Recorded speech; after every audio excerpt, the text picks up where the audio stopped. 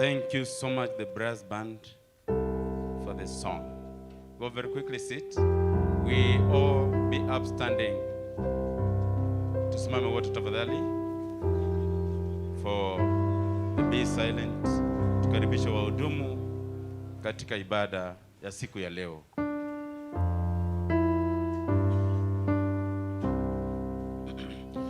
Be silent, be silent, a whisper is heard.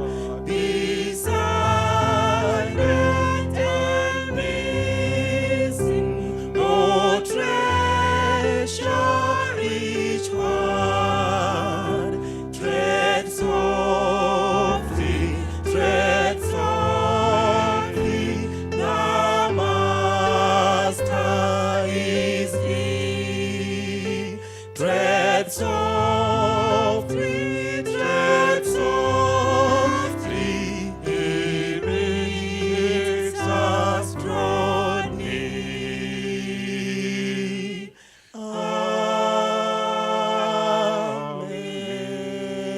Amen. Take us to the doxology.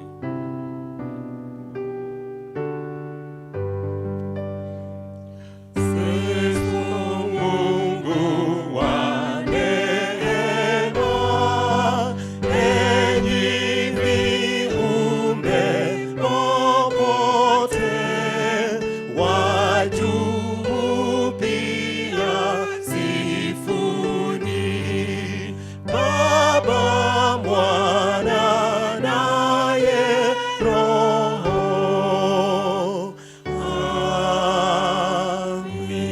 Amen. Tuombe.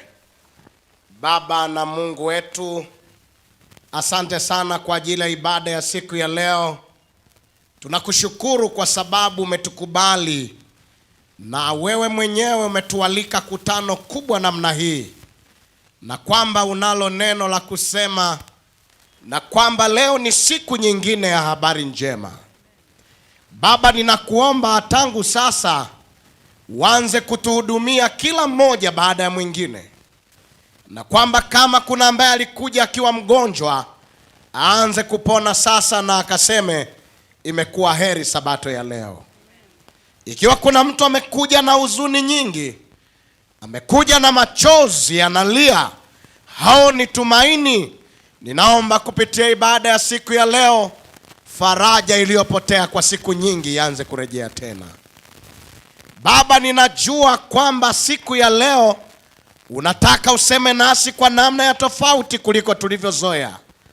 Na sasa naalika Roho wako mwema, Roho Mtakatifu, akatuame ndani ya mioyo yetu tangu mwanzo wa ibada hii. Nyimbo zitakazoimbwa ziwe dawa, maneno yatakayotolewa yakawe msaada mkubwa katika maisha yetu. Tunachojua ni jambo moja tu, leo umekubali kupita katikati yetu. Tubariki kupitia ibada hii, na kila mmoja akiondoka hapa akashangilia akisema nimekutana na Bwana, nimekutana na Bwana katika ibada hii. Ndivyo tuombavyo kwa Kristo Bwana wetu. Amen.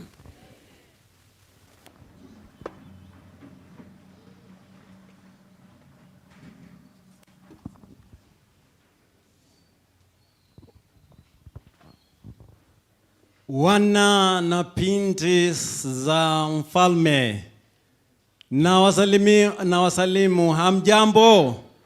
Ebu onyesha kuwa muko kwa Baba, muko chini ya pala nyumba yake ambaye anaita hekalu. Basi leo kuna wenyeji ambao nitawatambulisha kwanza. Ni siku ya kipekee sana sana katika kwota hii, ambayo inatuletea sabato ya kwanza ambayo inaletwa na kanisa la nyumbani. Na kanisa letu la nyumbani ambao litatekeleza kazi yake kwa sabato hii ya kipekee ni wana KCC Nyamokenye. Hebu simama nyote. Wapungie ambao wako hapa mbele yetu. Nitamleta kwanza kabisa. Kabla ya hapo, hebu nione vikundi vyote vya nyimbo. Uwe ni wa women ministry, iwe ni wa home church choir, uwe ni wa youth choir, nyote ningependa msimame. All choirs, stand up please. Ni wengi na ni wa mchanganyiko maalum. Hao wote ni wahudumu wa leo. Hebu wapungie mkono. Congregation back. Asanti sana. Basi wale wako hapa mbele yenu ni kama wafuatao. Kwanza kabisa tuna mhudumu mdogo ambaye ni Evangelist Dylan Nyambane. Hebu simama pale ndio wakuone pale hivi.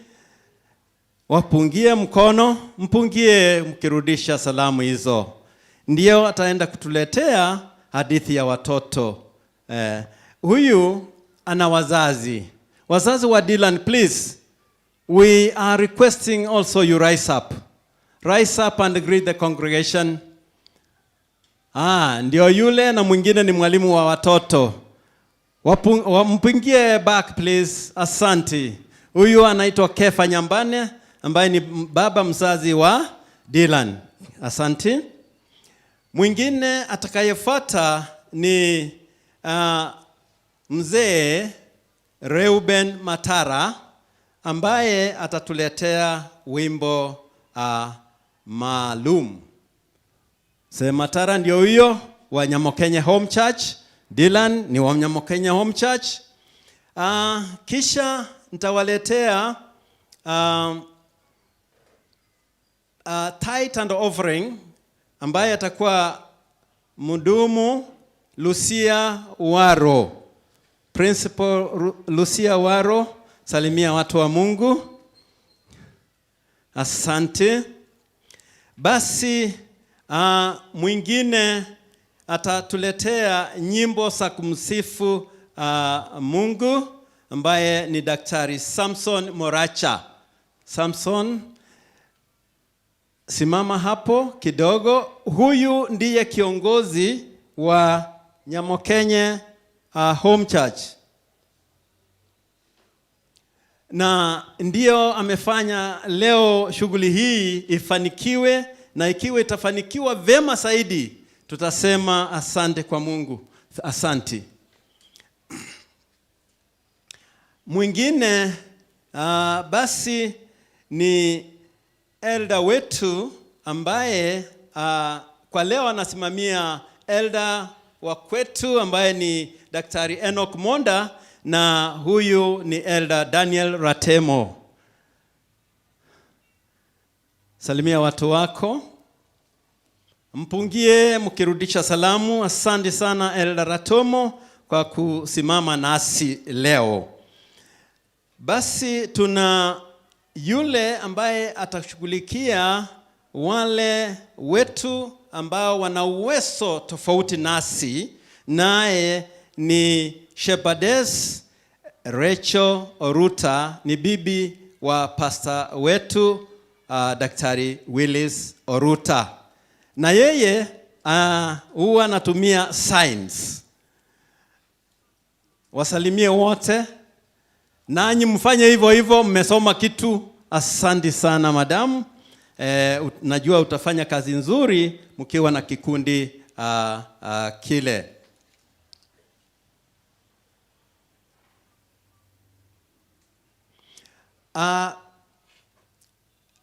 Pia tuna mhudumu mwingine ambaye atakuwa leo alasiri na ana maneno mema sana. Ni wetu kutoka Nyamokenye na huwa anatembea na kikundi cha our special group ya nyimbo ambao tunawaita Heaven Targeters. Kwa hivyo ukirudi hapa mchana wa leo utayaona na kuyasikia yaliyo mema na makubwa zaidi. Huyu ni Pastor Abina. Pastor Abina Matundura. Uko wapi? Simama na usalimie watu wako. Hebu nikupishe dakika moja tu. Asante. Karibu. Watu wa Mungu, Bwana Yesu asifiwe. Hallelujah.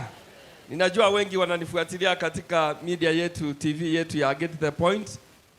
Lakini leo nataka kuambia kwamba msinifuatilie, niko hapa mimi mwenyewe, sikutuma mtu.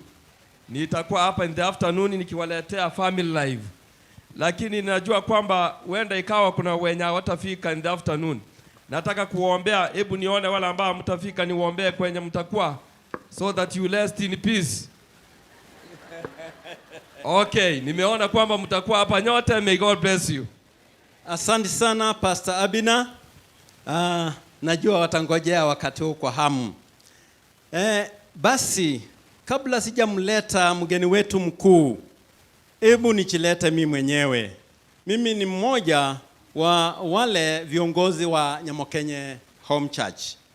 Nasimamia Injili na ninaitwa Deacon Charles Machoka Orina. Nina familia yangu pia.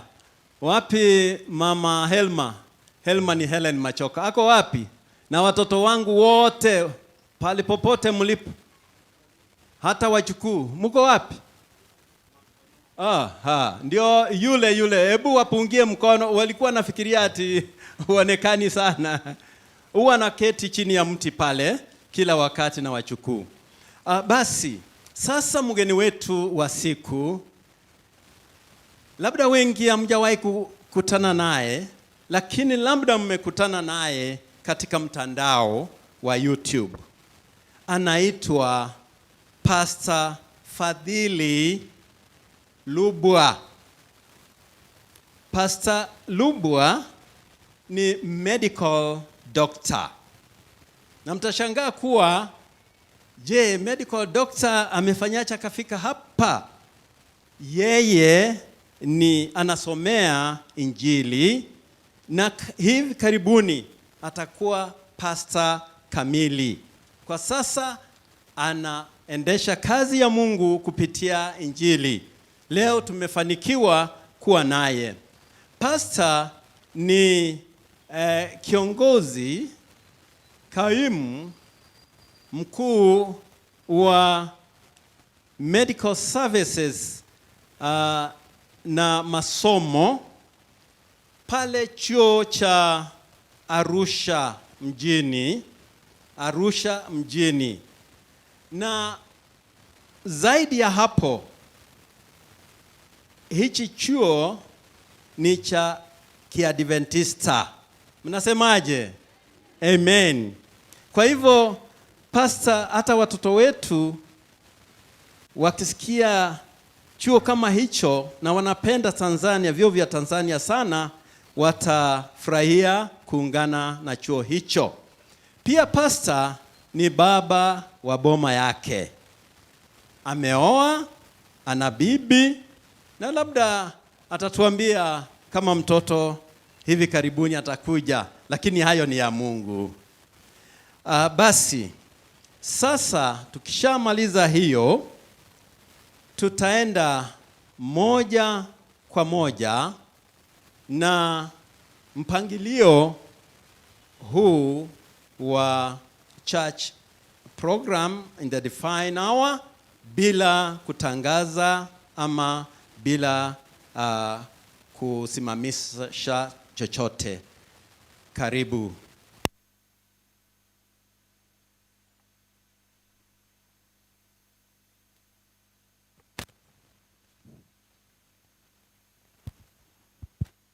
Happy Sabbath.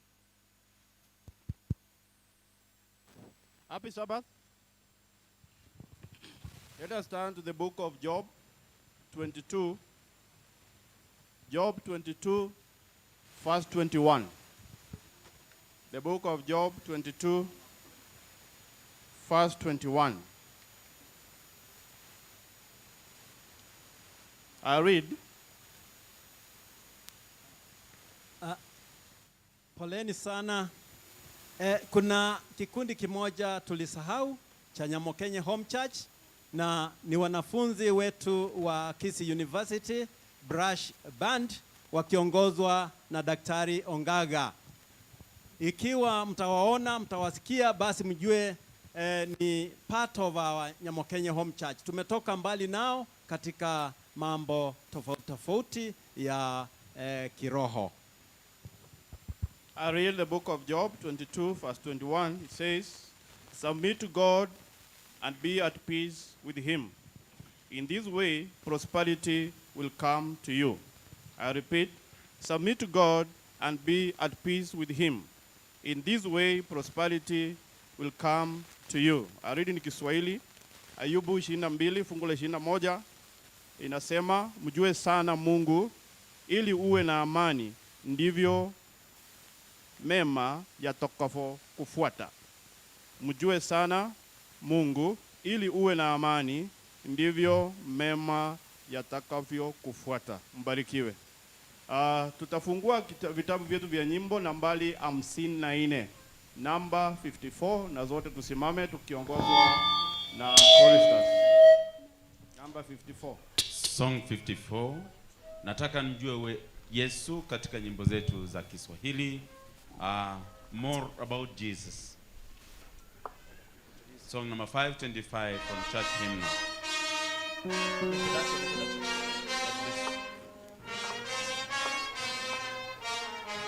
And we sing all of us. Let's go. Nataka nimjue Yesu na nizidi kufahamu, nijue upendo wake, wokovu wake kamili, zaidi nimfahamu Yesu, nijue upendo wake, wokovu wake kamili. Nataka nimjue Yesu na nizidi kusikia anenapo kitabuni, kunidhihirisha kwangu zaidi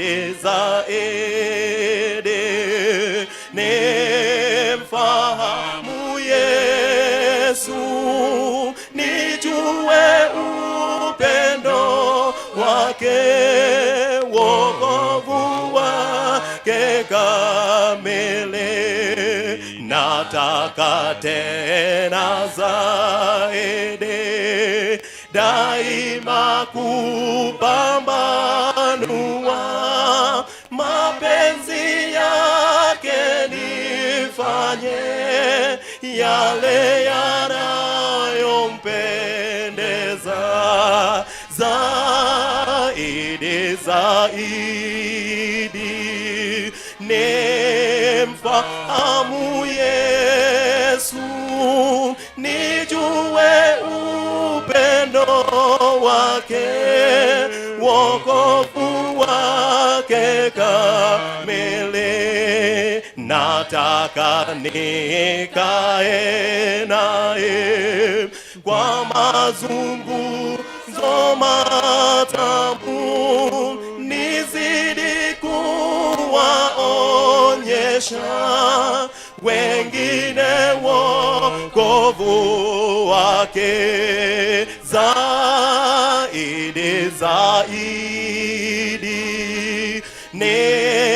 nimfahamu Yesu, nijue upendo wake, wokovu wake kamili.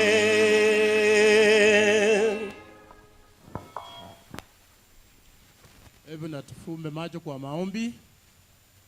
Our gracious and kind Father in heaven, Lord, we come before you at this time. We thank you and honor you, Lord, because you are our creator and redeemer. Lord, we thank you for all the blessings you have given us as your children. Lord, in this congregation, we invite your presence. When the minister is on to minister your word, speak through him, through Pastor Lubua, as he ministers to your children. Lord, in this congregation, we have people about various challenges here and there. There are some who are sick. There are some who have been bereaved by their loved ones. Lord, we ask you, those ones who have been bereaved by their loved ones, give them the special comfort which you can only give as our Creator. Lord, those ones who are sick, put your hand on them, Lord, because you are the chief physician. When you are in this world, Lord, you used to cure those ones who are sick, and there was no disease which did not cure. Lord, at this time, we also remember those ones who are in hospital, or our church members, like Evans Nyandigisi, who is sick at Aga Khan. We also remember Mjue, who is also in Eldoret, in the hospital. We also remember Andrew Nyamota, who is also in Nairobi, also in the hospital, Lord. Lord, we pray also for all those who are sick in hospitals, because we know that, Lord, you have got that power of giving them treatment and making them to be well. Lord, in this congregation, there are those who are with family issues. Lord, you know them, so that you can answer them in accordance to your will. Lord, we are with our young ones who are growing up, who are going to school. Lord, we ask you to be with them when they are in school, so that they can keep good companies. And above all, remember you as their God, because you're the one who can give them wisdom and knowledge from above. Lord, as Pastor is on to minister, we put him at your hands, Pastor Lubua, so that he gives your message through your power and through your presence. This humble prayer, in Jesus' name we pray.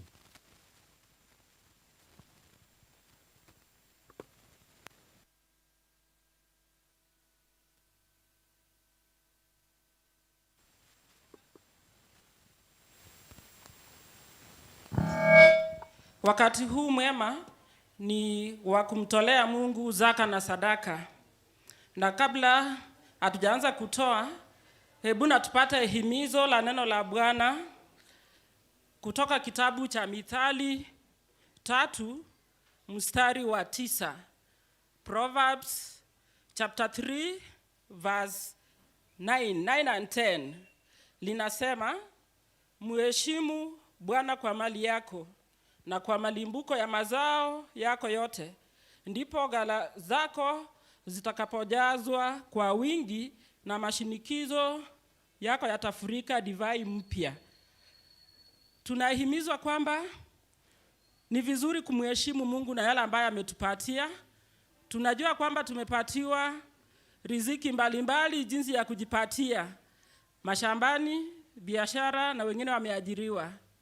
Na jambo la kufurahisha ni kwamba zaka ya Mungu haiongezeki, karo ndizo zinaongezeka, gharama ya matibabu. Hivyo Mungu wetu anatuhitaji tuwe waaminifu katika kumtolea. Wakati huu ninawaomba mashemasi wasimame tupate kuomba.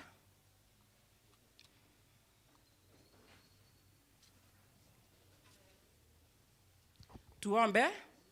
Mungu Baba uliye juu mbinguni, tunakuja mbele zako tukinyenyekea kwa sababu ya baraka nyingi ambazo umetupatia. Umetupatia mali, umetupatia watoto, afya njema na vile vile amani katika nchi yetu, ili tupate muda wa kukuabudu.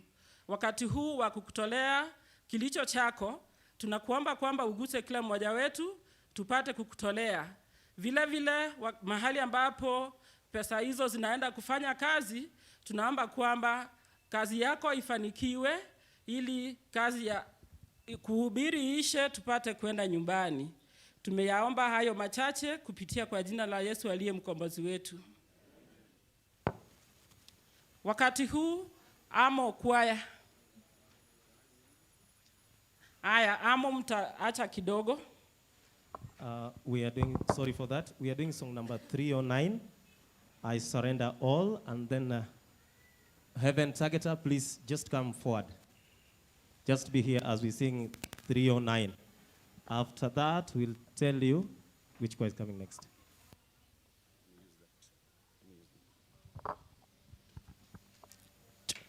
"309, I Surrender." The brass, please.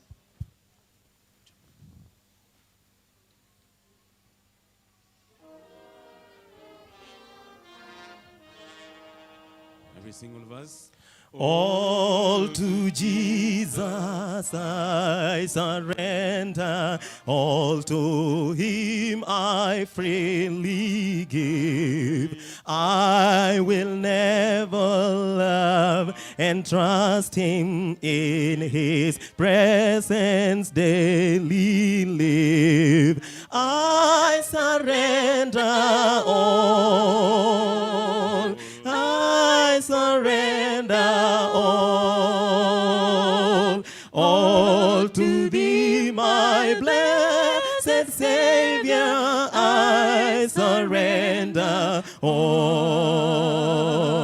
all to Jesus I surrender. Humbly at His feet I bow. Worldly pleasures all forsaken, take me, Jesus, take me now. I surrender all, I surrender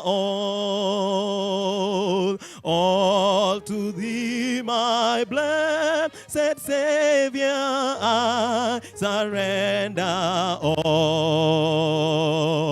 all to Jesus I surrender. Make me Savior, wholly Thine. Let me feel the Holy Spirit truly. Know that Thou art mine. I surrender. I surrender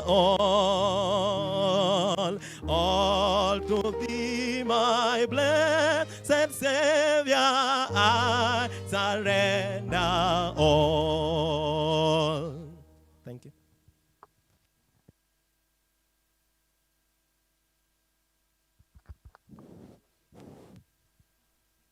Vile ama wanaendelea kujipanga, naomba church choir pia mjipange pale.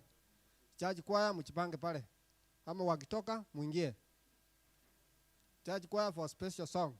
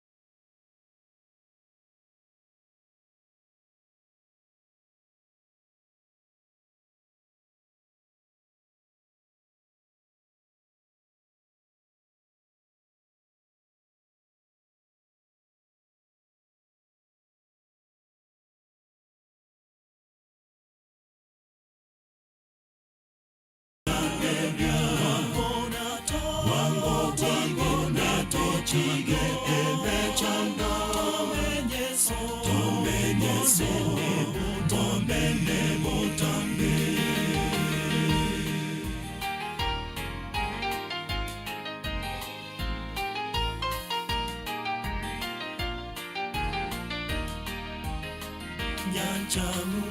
Nyancha Mungu moti moko yesarange re abaye emerindo ya etire malaika bagotera nyancha emerindo banchwa bakonda nebya wangona tochige emechando tomenyeso tomene botambe. Nyancha emerindo naibunta banchwa bakonda nebya wangona tochige emechando tomenyeso tomene botambe. Amen. Thank you, amen. We thank the Lord. Brass band, be doing the chorus as they were doing it, please, very quickly. Brass band, be doing the chorus, the ones they have just sung. And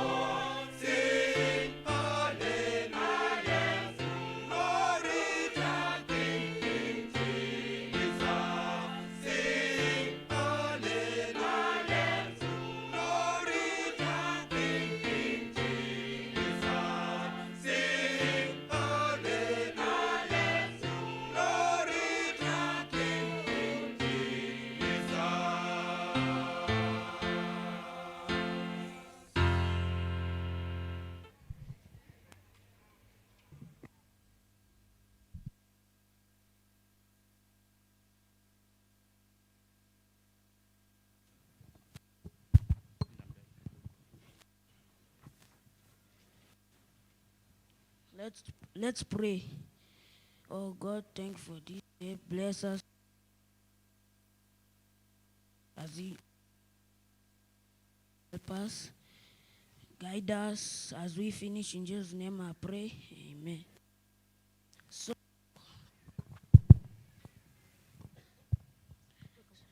So my story is coming from the book of Matthew chapter 13 verse 1 to 9.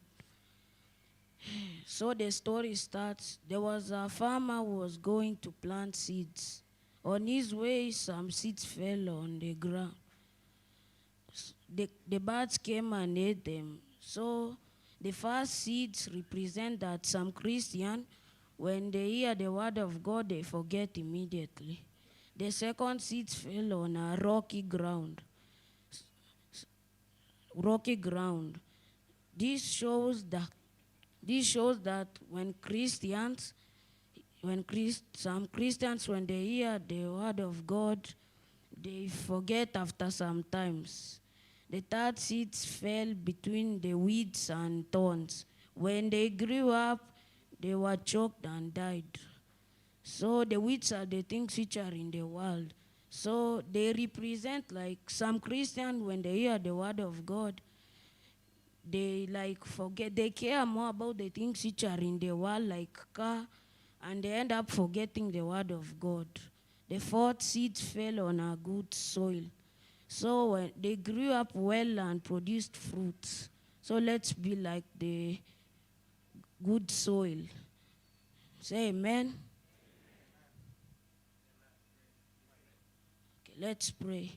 Oh God, thank you for this day. Bless us, forgive us our sins, help us, guide us so we can finish our program.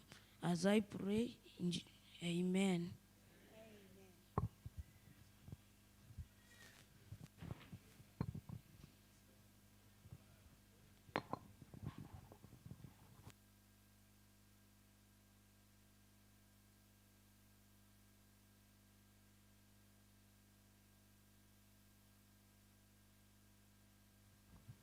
Well, I greet you all in the name of Jesus Christ. Ninawasalimu wote kwa jina la Bwana wetu Yesu Kristo. Bwana asifiwe. Haleluya. Naona wengine wako kule mwisho kabisa kule. Bwana asifiwe. Kule chini ya mti. Bwana asifiwe. Watu wote kwa pamoja. Bwana Yesu asifiwe. Nimefurahi sana kuwa hapa Kisii Central SDA Church. Moyo wangu umebarikiwa sana na namuinua Mungu ambaye ameruhusu mimi kuwa hapa, na kama ilivyotambulishwa kwenu kwa majina ni mchungaji Fadhili Samuel Lubua. Fadhili Samuel Lubua, unaweza ukachukua moja ya jina. Wengi wananifahamu kwa Pastor Fadhili. Nafahamu kwamba Lubua inaweza ikakusumbua, lakini basi kwa majina ni Pastor Lubua. Na moyo wangu umechangamka sana kuwa hapa mahali ambapo Mungu anaabudiwa hapa mjini Kisii. Na wale wote ambao mnatufuatilia katika mitandao ya jamii kama Facebook, ambao mnatufuatilia kwa YouTube, ambao mnaendelea kutufuatilia kwa mitandao mingine ambayo mnafuatilia ibada hii, niko hapa Kisii Central ambako ni kanisa la mjini kabisa hapa Kisii, na mahali ambapo waumini wengi wanakuja na kuabudu hapa, wageni kwa wenyeji, na kanisa ambalo lina wazee wa kanisa wengi zaidi ya 40 ambao wanaongoza kanisa hili, na Bwana anaendelea kuwatumia. Nami nimefurahi kuwa hapa, ndugu zangu wana Kisii ambao mko hapa katika kanisa hili leo, wengine mkiwa wageni kama mimi, lakini wengine mkiwa wenyeji hapa. Moyo wangu umeguswa sana kuwa hapa, na Mungu wa amani azidi kuwatendea mema. Nimekuwa nikihubiri nchini Kenya na nchi nyingine nyingi ambazo nimekuwa nikihubiri. Kwa mara ya kwanza kuja Kenya, nakumbuka nikihubiri Kenyatta SDA Church nikiwa na miaka 13 of 13 years, na ndio hubiri langu la kwanza kufanyika nchini Kenya. Na hata sasa nimezunguka mahali pengi sana nikimtangaza Kristo yeye ajaye. Kwa hapa Kisii nimekuwepo maeneo mengi sana ambayo ninajua kwamba Mungu ameendelea kunitumia, wala sio kwa ajili yangu lakini kwa ajili yake yeye mwenyewe.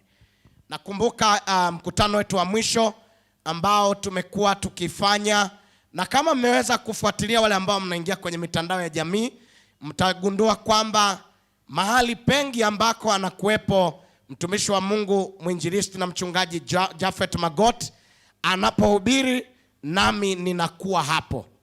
Pale Keroka ambako mkutano wetu mkubwa ulifanyika mwaka jana, walipobatizwa zaidi ya watu 1000, tulikuwa pamoja na ndugu yangu na kaka yangu katika imani Japhet Magot, ambaye tunamtangaza Mungu pamoja, na hata hivyo ametuma salamu zake za dhati. Wangapi wanazipokea? Haleluya. Na hata ameniambia ingalikuwa vyema tungekuwa naye leo, lakini basi wakati mwingine Mungu atatuleta pamoja. Vinginevyo sana tumekuwa na mkutano pale Ogembo ambako tumehubiri pamoja. Tumekuwa na mkutano ambao nilianza kuhubiri pale Nyamira, na hatimaye akawa akiendeleza mkutano ule. Wakati mwingine tumekuwa kule Mombasa, tumekuwa mahali pengi sana ambako hatuwezi kupataja kote, huko Cheplat, huko Kijauri na kwingine kwingi, tukimtangaza Kristo yeye ajaye hivi karibuni. Katika siku ya leo ya ibada hii ya pekee sana, kabla sijaanza kusema machache kuwa katika ibada hii, ninaomba basi nitambue wachache wetu kidogo ili niendelee na ibada hii. Mtu wa kwanza ambaye napenda tu kumtambua kwa namna ya pekee sana, na mtaniuliza kwa nini, nitatoa sababu. Niko na mama yangu hapa ambaye nilipokuwa mwezi wa 4 tunahubiri Keroka, wengi walitamani kwamba, maana nilikuwa nahubiri mwezi wa 4 mwishoni kuelekea mwezi wa 5, na baada ya hapo nilikuwa naenda kufanya harusi, nilikuwa naenda kufunga ndoa jijini Dar es Salaam Tanzania. Miongoni mwa watu wengi walitamani kuja, lakini mama yangu pekee alifanikiwa kuja kule Tanzania na jambo lilonishangaza, alikaa wiki nzima akisubiri baada ya sherehe ndoa nikiwa honeymoon, akarudi mpaka kwetu kijijini, akakaa na mama yangu, akakaa na familia yangu, na baadaye akahakikisha kabisa kwamba nimerudi, na akaniaga pamoja na mke wangu, akasema sasa ninarudi Kisii.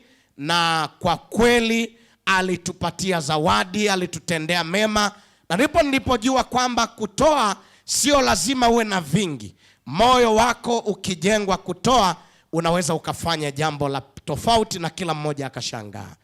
In a special way, Mom, can you stand and greet the mass?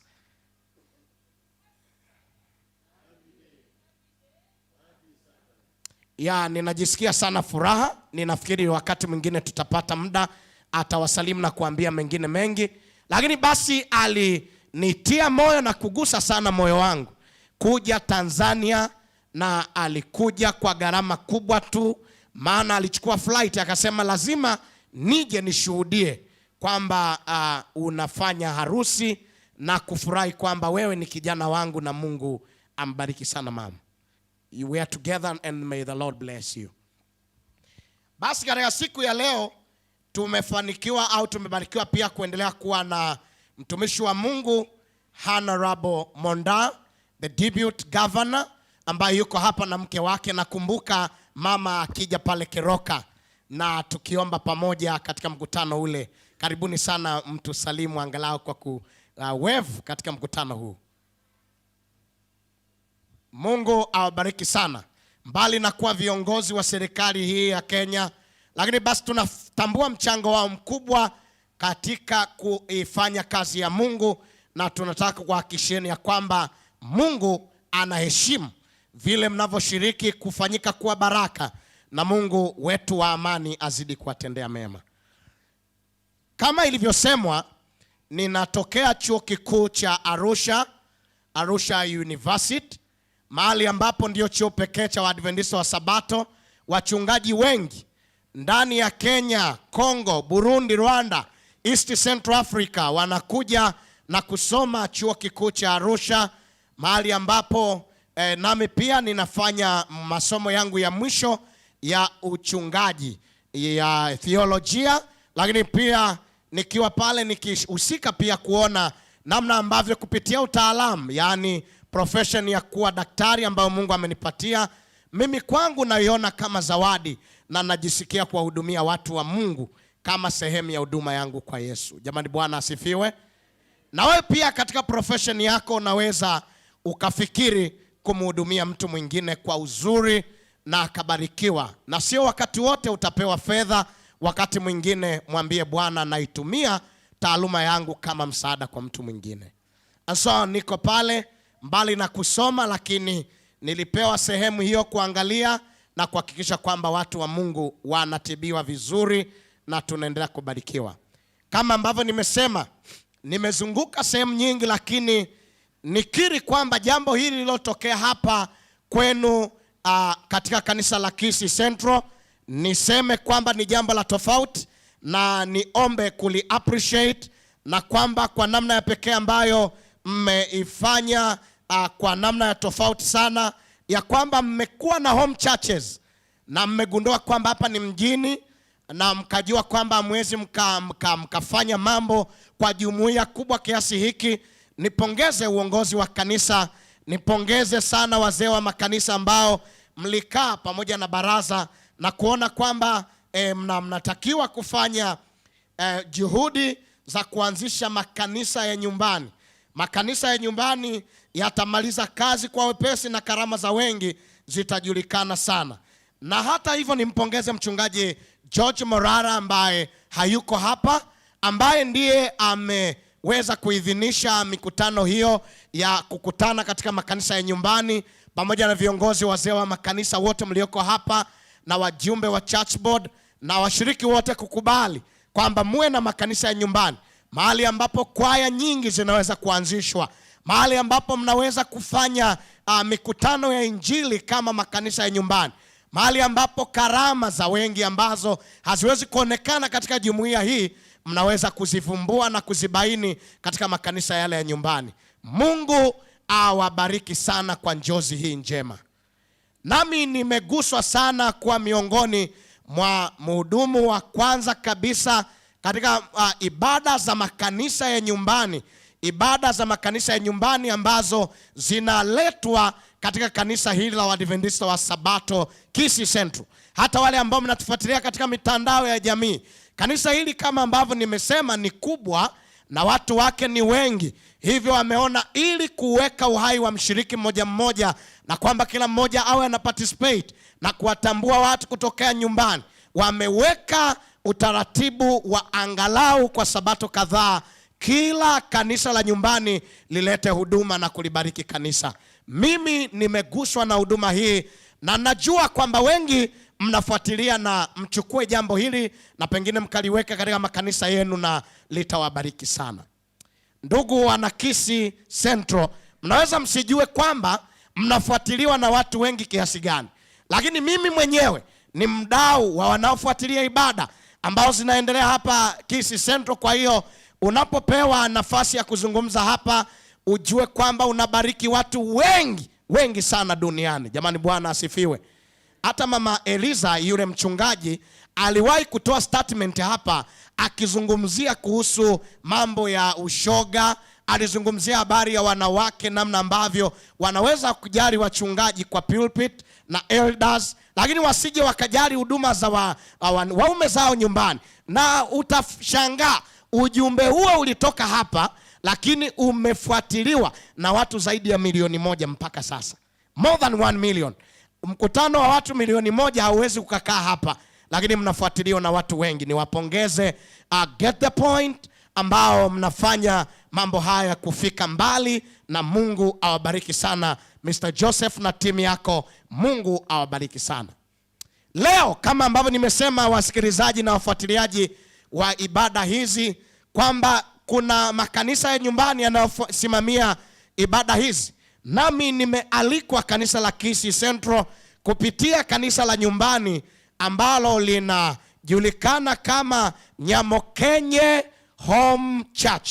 Nyamokenye Home Church ambayo ni kundi la waumini waliowekwa katika church home hiyo, yani kanisa la nyumbani, ili kwa pamoja waweze kusimamia ibada ya siku ya leo, ibada adhimu ya tarehe 28 mwezi wa kwanza. Na wakiwa wamepata upendeleo wa kuwa kanisa la kwanza la nyumbani kuleta hotuba na programu hizi, tunasema Mungu aibariki Kisii Central na makundi mengine ya makanisa ya nyumbani mnapopanga kufanya mambo mazuri zaidi. Zaidi ya yote ni shukuru mwaliko huu wa pekee ambao umetoka katika hii Nyamokenye Home Church, na hivyo Dr. Samson pamoja na kundi lako nina appreciate na Mungu awabariki sana. Lakini ndani ya Nyamokenye ambao ni kundi kubwa, na mimi nimejikuta nikiwa mwana Nyamokenye, simnipe amina kubwa. Utajiuliza kwa nini na imekuaje? Mimi ni memba wa kikundi cha uimbaji cha Heaven Targeters. Mimi ni memba kabisa na mwinjilisti na mchungaji Japhet Magot na mke wake, pamoja nami na mke wangu ni members wa Heaven Targeters, na mwenyekiti wetu anajulikana kwa Lamek. Mr. Lamek ndiye ambaye anatuongoza kama wana Heavenly Targeters, lakini chini ya kanisa la nyumbani linalojulikana kwa Nyamokenye Home Churches. Kwa hiyo Home Church. Kwa hiyo na mimi nimejipata nikiwa mwana Nyamokenye. Kwa hiyo mwenyekiti, humbly receive my name and Pastor Magoti as your church members. Yaani Bwana asifiwe. Kwa tuko hapo, usione wivu, na sisi ni multipurpose. Mkiwa vizuri tutajipata na sisi tuko kwa church home yako. Kwa hiyo don't worry. Nipende kushukuru sana kabla sijaendesha hotuba hii ambayo inaenda sasa, kushukuru kipekee Nyamokenye Home Church ambayo ina washirika wake na watu ambao wako humo, akiwemo mtumishi wa Mungu Eldamonda ambaye nafikiri yuko humo, pamoja na Mr. Samson, pamoja na wengine wote ambao wamekuwa wakisapoti mikutano ya Injili. Moja ya jambo ambalo nimelipenda kutoka Nyamokenye Home Church, kabla sijahubiri lazima nilisisitize kwamba hawa ni sponsors wa mikutano ya Injili. Jamani, Bwana asifiwe. Sponsors, na wamesponsor mkutano wa Ugembo ambao ulifanyika mwaka huu Desemba, na mimi nikiwa main speaker pamoja na mwinjilisti na mchungaji Japhet Magot, ambako tumebatiza watu wengi, na walijitahidi kutusponsor na kutufanyia kila iwezekanavyo, pamoja nao wakiwa na Heavenly Targeters ambao nao ni moja ya Nyamokenye na wafadhili wengine ambao hujiunga na Heavenly Targeters katika kazi ya Injili. Kwa kweli Nyamokenye Home Church members, ninasema Mungu awabariki sana. Elders, Mungu awabariki sana. Zile roho zilizoongolewa, hata kanisa moja la Sunday wameamua kuitunza Sabato kupitia mkutano wa Injili. What do you say, church? Na tunaona kwamba ni kazi njema. Kwa hiyo home church nyingine tunaendelea kuwatupia na challenge hiyo, na nyinyi pia mnaweza mkafuatilia na mkaona kwamba ni namna gani mkafanya mikutano mingine ya Injili na kazi ya Mungu ikasonga mbele.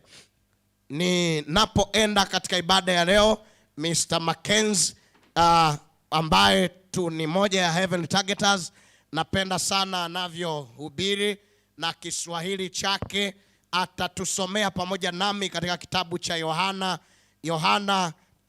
Tutakuwa tukienda Yohana 5 kuanzia mstari wa 1, lakini kabla tujaenda hapo tutajiongoza katika kipindi kizuri cha maombi na wimbo wetu nambari 126, nina haja nawe kila saa. Na inawezekana unasema katika ibada hii, nina haja nawe Mwokozi wangu kila saa, na hawezi mwingine kunifaa. Yesu na kuhitaji vivyo kila saa. Inawezekana umekuja na hitaji lako, inawezekana umekuja na changamoto yako, wewe ambaye umekaa pale chini ya mti, wewe ambaye uko nje ya jengo hili kule mbali kabisa, na wale ambao wote tuko hapa katika mikutano hii, hata wewe ambaye uko mtandaoni ambaye unasema, Mchungaji Lubua, kabla hujaanza kuhubiri, ninahisi na mimi ni miongoni mwa watu ambao wanahitaji kukutana na nguvu ya Mungu katika ibada ya leo. Sijajua uko wapi wewe ambaye unatufuatilia mtandaoni, sijajua wewe ambaye uko hapa umekuja na shida gani, lakini ninachojua Mungu yupo, anataka akusikie katika ibada ya leo, anataka aubebe mzigo wako. Nina haja nawe, song number 126 in Swahili, wimbo nambari 126 katika vitabu vyetu vya Kiswahili. Tutaimba beti la kwanza tukiwa tumekaa, lakini tangu beti la pili tutasimama, na baada ya maombi hayo tutakuwa na neno fupi ambalo litatubariki sana katika ibada ya leo. Nina haja nawe. Fungua wimbo huo na tuanze kuimba kwa pamoja, na Mungu wetu anataka aguse kutano hili katika siku ya leo. Nguvu yake inapita katikati yetu. Kila saa hawezi mwingine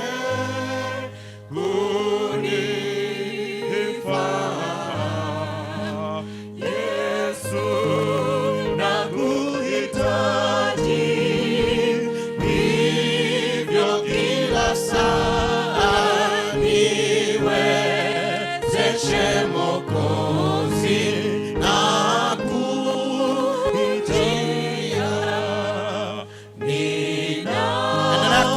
Bwana, simama sasa.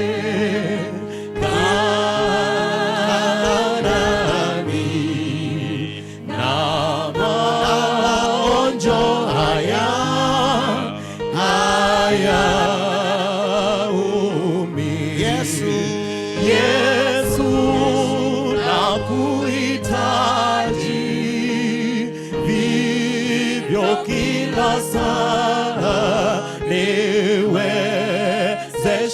Mwokozi na kujia. Mwambie Bwana, nina haja na wewe. Nina haja na wewe. Oh, yes.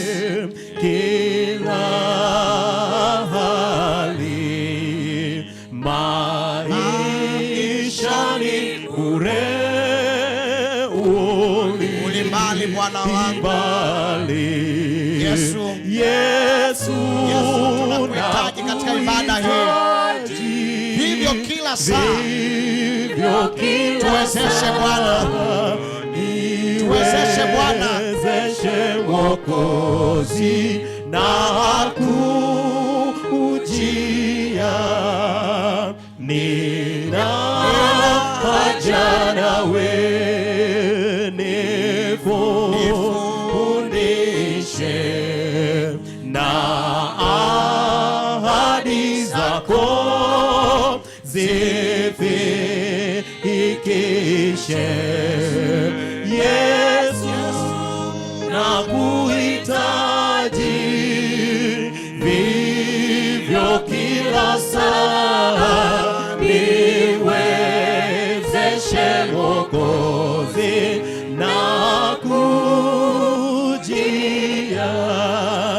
Nina haja nawe, mweza yote ni wako kabisa siku zote. Hey, Yesu, nakuhitaji vivyo kila saa, niwezeshe Mwokozi na kujia. Wakati umesimama, microphone inapowekwa sawa vizuri. Wakati umesimama, ninatambua ya kwamba umekuja katika ibada ya leo ukiwa umebeba mzigo wako, ukiwa umekuja na changamoto ambayo hakuna anayejua hapa. Lakini Mungu anajua kwamba umebeba mzigo gani. Na inawezekana umekuja katika ibada hii, unamwambia Yesu, ninakuhitaji. Na mimi nakuhitaji wewe tu vivyo kila saa. Inawezekana ni ugonjwa ambao unahitaji Mungu auponye. Inawezekana ni watoto wako ambao wametanga mbali na Mungu kwa muda mrefu. Na hata unasema katika ibada hii ya kwamba mchungaji, wakati wengine wanaimba hapa, hata mme wangu ametanga mbali na Bwana. Inawezekana unasema, pastor, nina deni ambalo sijui nitalilipaje. Inawezekana unasema kuna changamoto mchungaji ambayo mimi sijui ni nani atakayebeba mzigo wangu. Yesu anasema yeye ana nguvu na anajua vile atakavyokuhudumia. Mwambie kutoka moyoni ya kwamba Baba, nina haja nawe. Baba, nina haja nawe vivyo kila saa, na hivyo hawezi mwingine kunifaa. Niwezeshe Mwokozi na kujia. Wakati tunapoenda kuimba korasi hiyo, na kila mmoja akiwa anajileta kwa Bwana wake, akimwambia Bwana, nina haja nawe, akimwambia Bwana, nina haja nawe. Tutakuwa tukiimba hiyo chorus na utaumimina moyo wako kwa Bwana. Mimina moyo wako kwa Bwana. Karibu. Fumba macho tunapoimba chorus hiyo. Niwezeshe Mwokozi na kujia.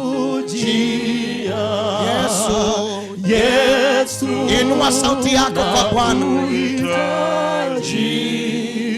Vivyo kila saa, niwezeshe Mwokozi na kujia.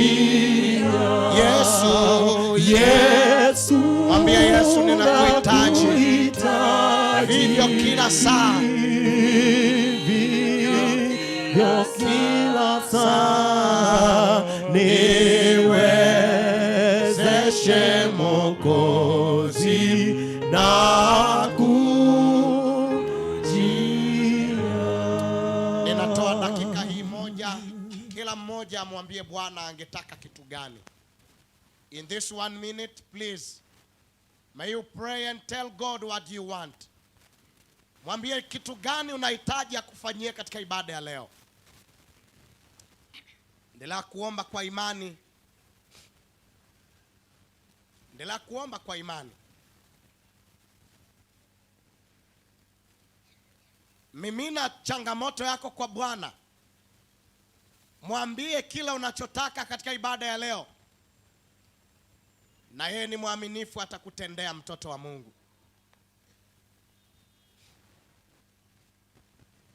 Baba, katika jina la Yesu, Mungu mkuu na Baba unayeweza sana, Mungu wa pekee sana, katika ibada ya leo tunakujia. Baba, hatuna mwingine ambaye anaweza kubeba mizigo yetu. Baba, hatuna mwingine ambaye anaweza kubeba changamoto zetu. Na hivyo tumeimba kama kutano kubwa tukisema, Baba, tuna haja nawe.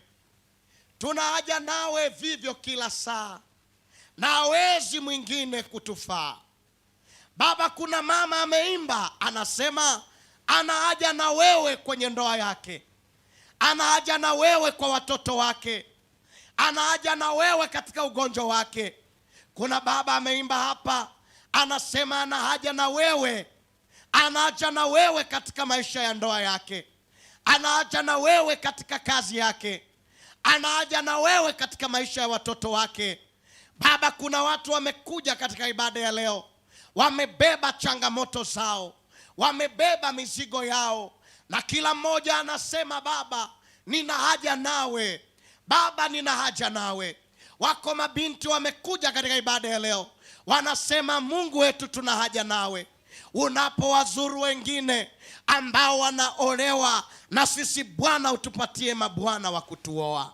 Wako wengine vijana wanasema, tumekaa katika wimbi na tunaomba Baba, kwa muda mrefu tumesubiri ya kwamba utatuwezesha lini, ili na sisi tuwe na bibi, tuwe na familia. Hao nao ukawasikie katika ibada ya leo. Lakini Baba, katika namna ya pekee, kabla sijaanza kuhubiri, kuna watu wamekuja hapa na wana majozi, wamebeba mizigo katika mioyo yao. Wana mizigo kwa sababu ya ugonjwa ambao haujatoka katika miili yao kwa muda mrefu. Nami mtumishi wako, kwa karama na uwezo ulionipatia, ninatangaza kwa jina la Yesu, magonjwa toka kwa jina la Yesu. Magonjwa toka kwa jina la Yesu. Ikiwa kuna nguvu za giza, ikiwa kuna uwezo wa shetani uliojiinua, yewe shetani, muachie mtoto wa Mungu. Toka kwa jina la Yesu. Toka kwa jina la Yesu. Ninaachilia nguvu ya Bwana, ninaachilia nguvu ya Mungu katika mikutano hii. Na ikiwa kuna mtu ambaye amekuja hapa na ugonjwa, nguvu ya Mungu inapita sasa kwa jina la Yesu.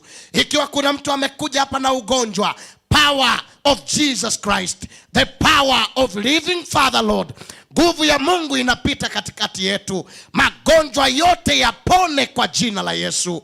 Magonjwa yote yapone kwa jina la Yesu. Ewe shetani, ninakukemea kwa jina la Yesu. Toka katika miili ya watoto wa Mungu. Toka katika mioyo ya watoto wa Mungu. Na kila ugonjwa unapona sasa kwa jina la Yesu. Kila ugonjwa unapona sasa kwa jina la Yesu. Kuna nguvu ya Mungu inapita katikati yetu. Na ewe mgonjwa, pona sasa kwa jina la Yesu. Pona sasa kwa jina la Yesu. Pona sasa kwa jina la Yesu. Asante Mungu wetu, maana umekubali kuwaponya watoto wako. Asante Mungu wetu, maana umekubali kuwaponya watoto wako. Sasa tunapoelekea katika neno fupi la siku ya leo, kila aliyekuwa na machozi akapate furaha. Kila aliyekuwa na jambo lililokaa kwa muda mrefu akaone Mungu likiondoka katika maisha yake. Tupatie ibada njema, tupatie nguvu yako kutoka mbinguni. Baba, sema nasi, maana tuko tayari kukusikia kwa muda huu, katika jina la Kristo Bwana wetu. Kila aminie nguvu ya Bwana ashangilia akisema amen. Amen. Aseme tena amen. Amen. Tunaweza tukakaa. Get seated. Ninajua kuna mgonjwa ambaye amepona na atakuwa na testimony yake akimwambia Mungu, nimeona ukiniponya katika ibada ya leo. Lakini wewe ambaye ulikuja ukiwa unaumwa, ulikuja ukiwa mgonjwa, mwambie Bwana, kwa ombi hili na mimi nimepona. Mwambie Bwana, kwa ombi hili na mimi nimepona. Na Mungu atakuponya. Sijajua umekuja wewe na changamoto gani, sijajua umekuja na jambo gani katika maisha yako, lakini ninachojua ni hiki: katika ibada ya leo Mungu yuko tayari kuhudumia watoto wake. Twende katika kitabu cha Yohana sura ya 5, na hapo tutatengeneza hubiri la mchana wa leo ambalo ninajua hutalisahau. Ninajua hutalisahau. Msisitizo wa ibada yetu ya siku ya leo ni kwamba mjue Mungu na mfanye ajulikane kwa wengine. Mjue Mungu na mfanye ajulikane kwa wengine. Na Nyamokenye Home Church ni sehemu yetu ya msisitizo katika ibada ya leo, ya kwamba tunatakiwa kumjua Mungu, na sio kumjua tu, na kuwafanya wengine nao wamjue pia. Jamani, Bwana asifiwe.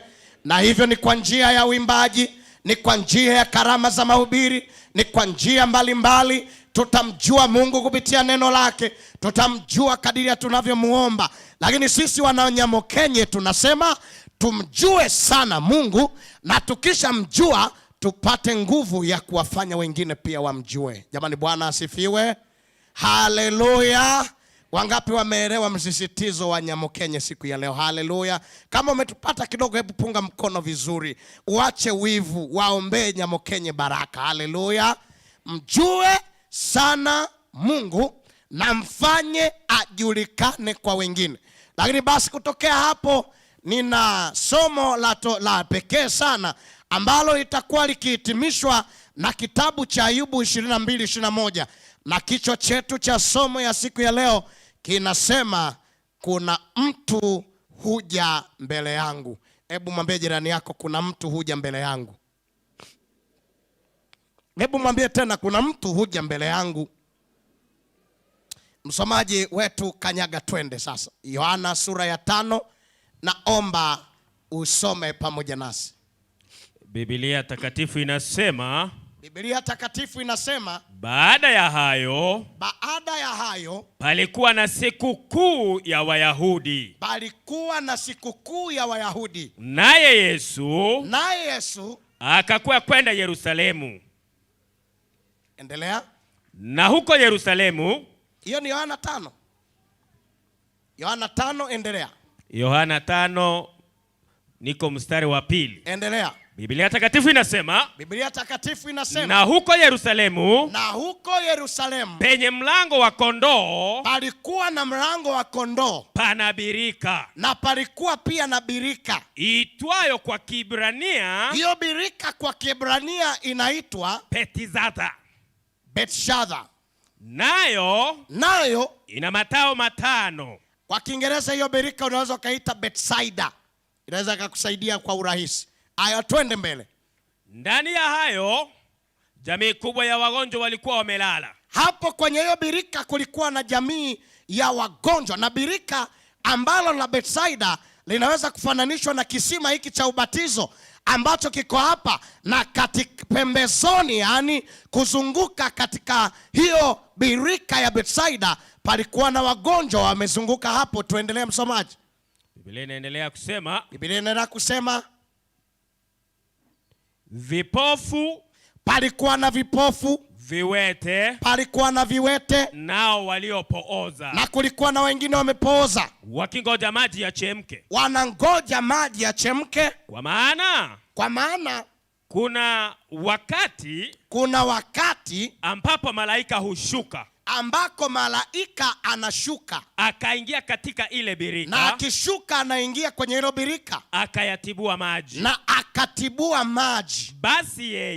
Basi huyo akishuka na kutibua maji, aliyeingia wa kwanza, akitokea wa kwanza ameingia kwenye hilo birika, baada ya maji kuwa yametibuliwa, akapona ugonjwa wote, anapona ugonjwa wake wote uliokuwa umempata, ambao ulikuwa umempata.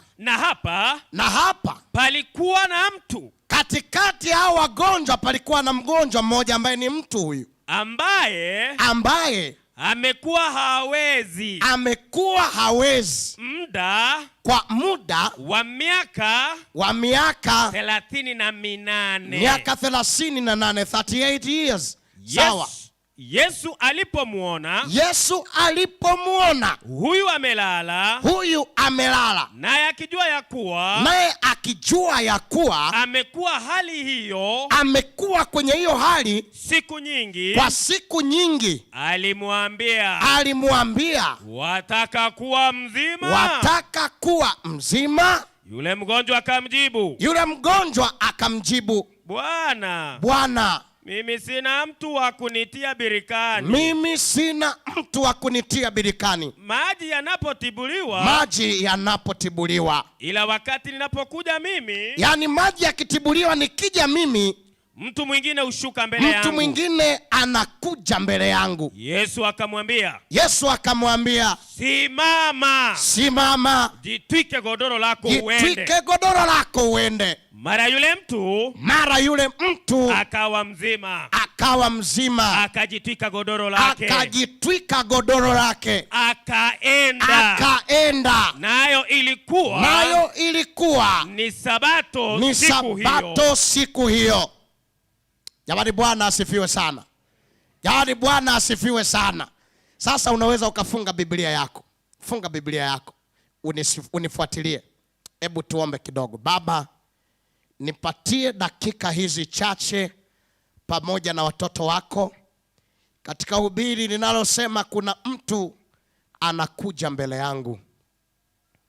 Mimi nishuke chini, wewe kwa dakika hizi chache uinuliwe, na kila mmoja atakayesikia hubiri hili akaseme hili hubiri limekuja kwa ajili yangu. Baba, utubariki, unitumie kwa dakika chache sana, na kila mmoja akiondoka akushangilie wewe, kwa jina la Kristo Bwana wetu, amen. Na baada ya kuwa nimemaliza hubiri hili in a special way, wale wana heavenly targeters mtakuja kuimba wimbo. Watu wa Kisii wenda wajui wimbo ambao ulikuwa ni sehemu ya maneno ya ndugu yetu ambaye ndiye sponsor kiongozi, ndugu Monda, ambaye mke wake alipokuwa anaumwa sana aliyatoa maneno haya na yakawa wimbo. Na leo tutausikia wimbo huo, ndipo nitaomba mwisho wa somo hili. Kwa hiyo get prepared for that song. Lakini kabla hawajaja kuimba hapa, ninatamani ubarikiwe na hotuba inayosema kuna mtu anakuja mbele yangu. Na hilo hubiri litakubariki sana kwa dakika chache zifuatazo. Jambo la kwanza ambalo nataka ulifahamu ni habari ya hadithi hii au story hii ambayo inatolewa ya Bethsaida. Pale Bethsaida ambapo leo ningependa wenda ningebaki tu na neno Bethsaida na nikakueleza habari ya kisima hicho, yani birika ambao nimekuambia mfano wake. Inaweza kuwa kwa mfano wa taswira angalau wa picha, ikawa kama ni kisima hiki ambacho kiko mbele yangu cha ubatizo. Yani ni kisima, is the pool of Bethsaida, mahali ambapo maji yalikuwa yako humo. Na kwenye kisima hicho ambacho kinaitwa cha Bethsaida, ambacho kimetengenezwa na maji yalikuwa humo, habari njema ambayo inakitofautisha kisima cha Bethsaida na visima vingine ni habari hii ya kwamba kwenye kisima hicho kuna wakati malaika wa Bwana anashuka na kutibua maji. Akishayatibua, watu wanatakiwa yule wa kwanza ambaye atajirusha au ataingia kwa wa kwanza kwenye kisima cha Bethsaida angepona.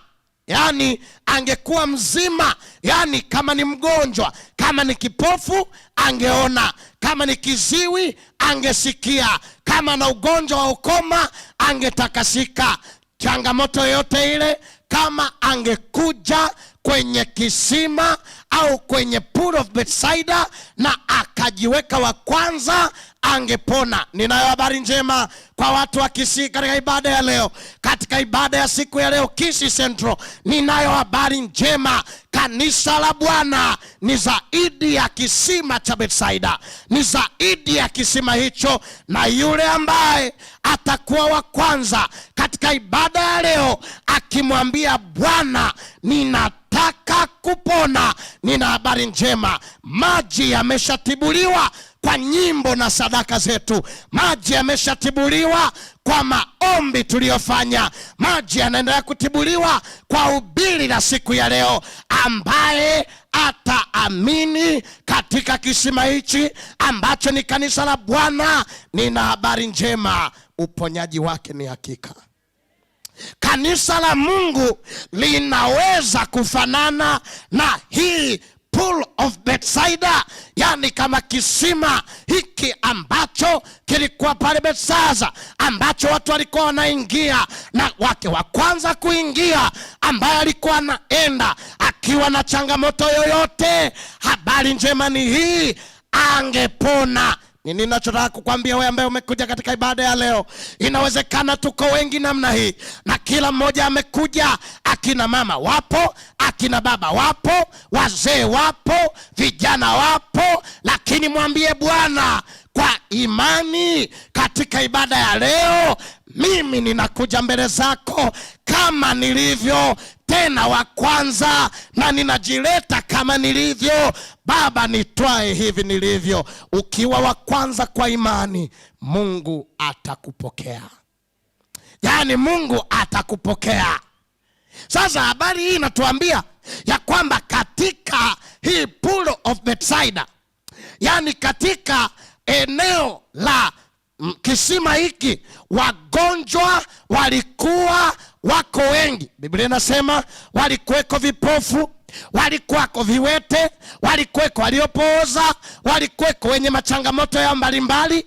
Na mimi ninajua kanisa la Mungu, kila mmoja ana changamoto yake, kila mmoja ana tatizo lake. Hata mimi sijui kwamba umekuja leo na changamoto gani, na umekuja katika kisima ambacho ni kisima cha Bwana, kanisa la Mungu kama kisima. Inawezekana umekuja hapa una changamoto hii na ile. Inawezekana ni kwenye ndoa, inawezekana ni kwenye shule, inawezekana ni katika mahusiano, inawezekana ni katika ugonjwa, inawezekana una kazi, inawezekana una changamoto moja au nyingine. Watu wa Mungu katika ibada ya leo, haijalishi changamoto ulio nayo, kama umekuja kwa Bwana, amini kwamba umepokea sawasawa na unachokiomba. Yani hebu nione wale ambao wanaamini pamoja nami jambo hili. Sijajua hata hivyo imani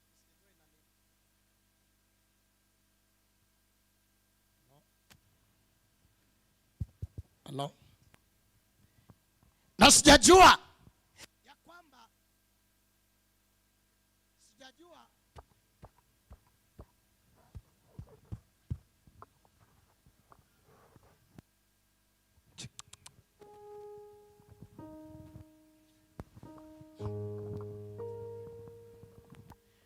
sijajua ya kwamba umekuja na changamoto gani, na sijajua umebeba mzigo gani. Hapa katika kanisa la Kisii panaweza kuwa kama Bethsaida, ambako kila mmoja amekuja kwa changamoto yake, kila mmoja amekuja akiwa na shida yake. Na nataka niwaambie wazee wa makanisa mlioko hapa, nataka niwaambie wachungaji wenzangu mlioko hapa, nataka niwaambie waumini wa kanisa la Kisii Central. Kanisani unapomwona mtu amekuja, usifikiri tu amekuja kustarehe, usifikiri amekuja tu kwa sababu hii na ile. Wengi tumekuja kwa sababu ya changamoto, wengine tumekuja tukiwa na dhambi ambazo tumetenda kwa wiki nzima, wengine tumekuja hapa tukiwa tunadaiwa madeni makubwa, wengine tumekuja hapa tukiwa na kesi ambazo zinaendelea mahakamani, wengine tumekuja hapa mioyo yetu imejaa huzuni, maana waume zetu hawako makanisani, wanalewa, wamepotea katika dhambi. Wengine tumekuja hapa kwa sababu ya watoto ambao tuliwazaa kanisani, lakini wamepotea, wamerudi nyuma, leo wanaishia kwenye virabu vya pombe, leo wamekuwa gay, leo wamekuwa lesbians, leo wamepotea, wanavuta bangi. Sijajua umekuja katika hii pool of Bethsaida ukiwa na changamoto gani. unayemwona umekaa naye, wala hajaja tu kwa sababu ya furaha, hajaja tu kwa sababu ana shukurani. Yawezekana wewe umekuja na shukurani, lakini kuna mwingine amekuja akiwa katika hii pool of Bethsaida. Kanisa la Mungu kama pool of Bethsaida, kama kisima cha Bethsaida, amebeba changamoto. Biblia inaniambia wengine walikuwa wamepooza. Biblia inaniambia wengine walikuwa hawa ni viwete, hawawezi kutembea.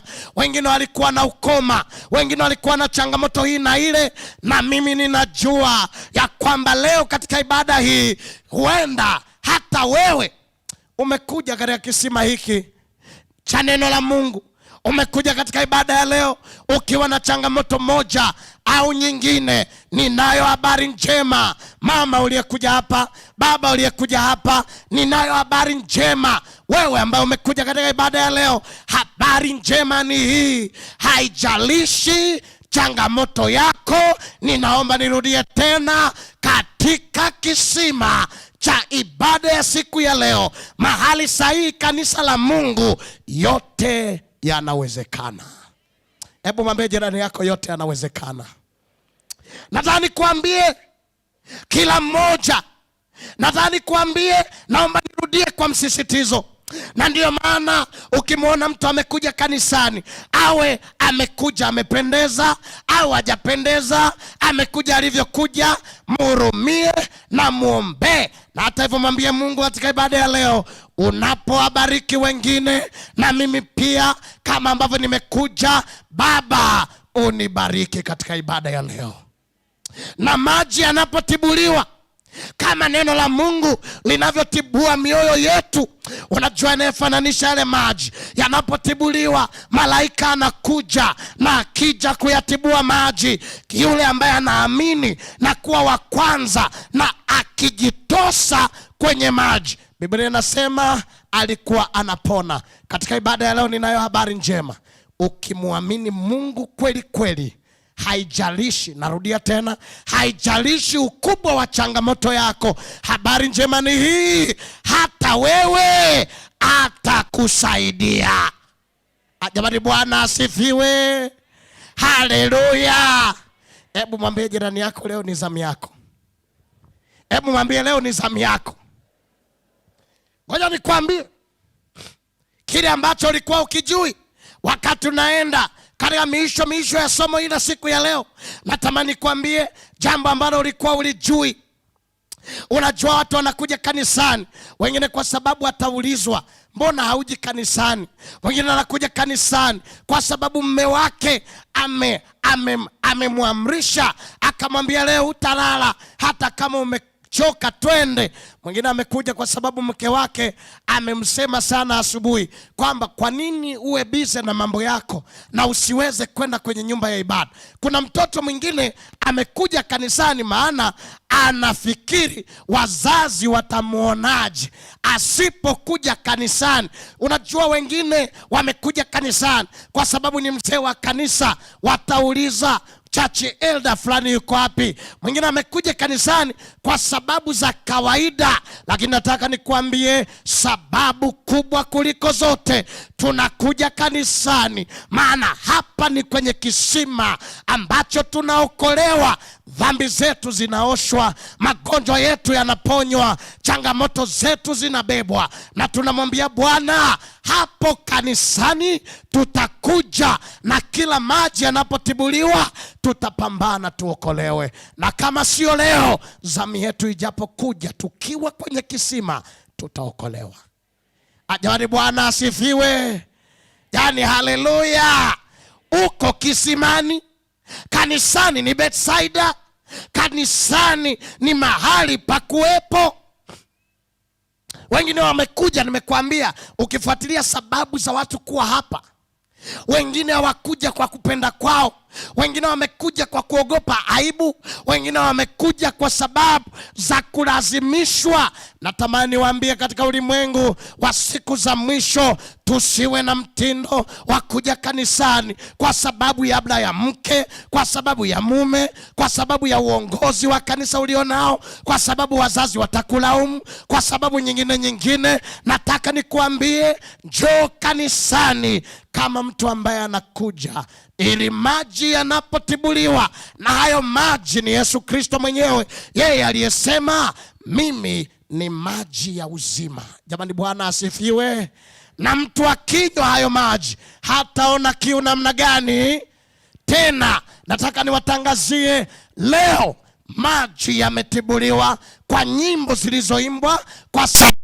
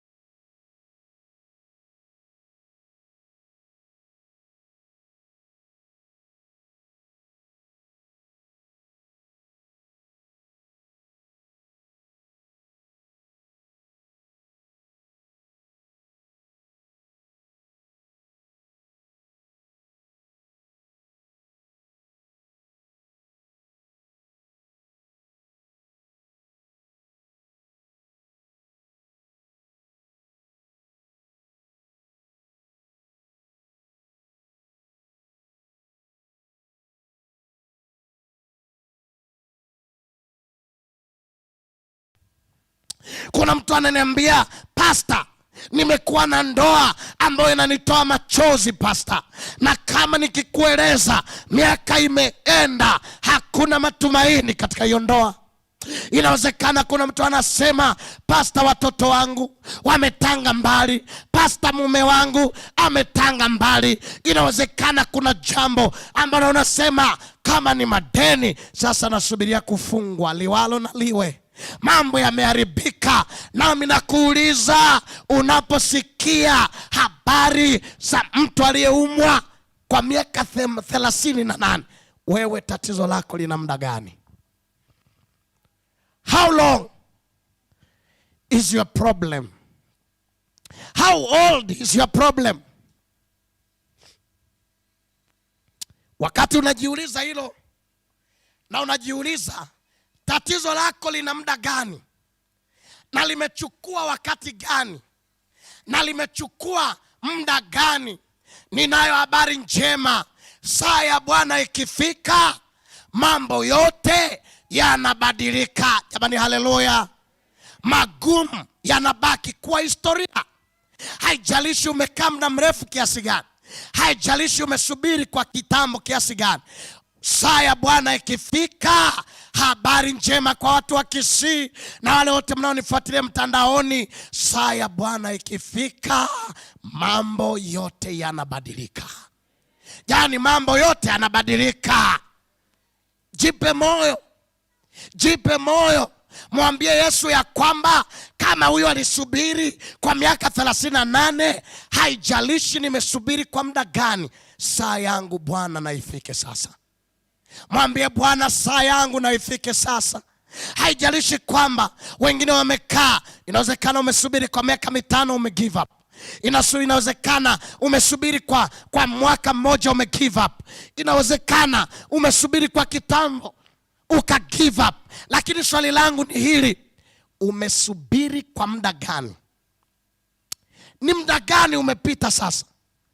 Inawezekana unasubiria kwamba na wewe utajenga nyumba, siku zinaenda. Inawezekana umesubiria kuolewa. Inawezekana umesubiri mume wako arudi kanisa. Inawezekana umesubiri watoto wageuke. Umekata tamaa. Wakati tunapoenda kuomba katika mchana wa leo, ninaomba niwaambie watu wa Mungu wa Kisii Central na wale wote mnaonifuatilia, haijalishi ni kitambo kirefu kwa muda gani, hata kama miaka imeenda.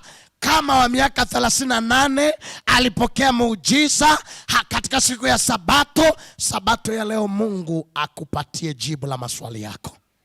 Nasema tena, Mungu akupatie jibu la maswali yako. Saa yako imefika. Wenda hujawahi kunielewa. Unajua akaulizwa, je, unafikiri kwa nini hujapona for this long? Kwa kitambo kiasi hiki hujapona. Akajibu akamwambia Bwana ya kwamba sio kwamba sitaki kupona. Maana ameulizwa, je, unataka kuwa mzima? Akasema, Bwana wangu, kuna mtu anakuja namna gani? Yaani kuna mtu anakuja namna gani mbele yangu? Unajua kuna binti anasema, pastor, kila nikitaka kuolewa kuna binti mwingine anakuja mbele yangu. Yeye ndiye anaolewa. Wananisema mimi naachika, yeye ndiye anaolewa. Na kila nikifikiri, hata wazazi wanapata tumaini kwamba this time nafanya marriage, lakini kuna mtu anakuja mbele yangu. Inawezekana kuna mama ananiambia, pastor, usinione hivi, nilikuwa na afya nzuri, lakini nazidi kupungua, nazidi kuisha mwili kwa sababu hii ndoa imenichukua furaha yangu yote. Kuna mwanamke anakuja mbele yangu. Inawezekana una maumivu makali. Unasema, pastor, nilikuwa na kijana mzuri anakuja kanisani, lakini over suddenly kuna kijana alikuja tu mbele yake akamuingiza kwa peer pressure. Leo analewa, amepotea. Kuna mtu anakuja mbele yangu. Inawezekana unasema, pastor, ilikuwa sasa hivi nisiwe hapa kwenye level ya kazini. Kwenye kazi yangu ningekuwa mbali, lakini kuna mtu anakuja mbele yangu. Kila nikitaka kupandishwa cheo anaweka maneno, anakuja mbele yangu. Inawezekana unasema, pastor, kuna mtu anakuja mbele yangu. Kila nikitaka kuoa anaenda anaweka maneno, anasema eti mimi siwezi kuwa nikawa mume mzuri. Kuna mtu anakuja mbele yangu. Inawezekana ni kazini. Unasema, pastor, sina amani ya kazi, maana kila nikifanya kazi kuna watu wanaweka maneno, wanakuja mbele yangu. Inawezekana ni kwenye biashara. Kila ukipata wateja wakuja kukuchukulia biashara yako, customers, kuna watu wanakuja mbele yako, wanavuruga agenda yako ya biashara.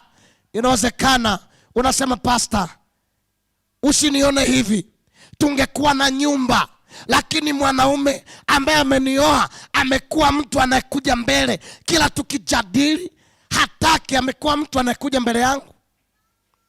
Na ndipo nilipoona watu wengi tusingekuwa tulipo kama sio watu wanaokuja mbele yetu.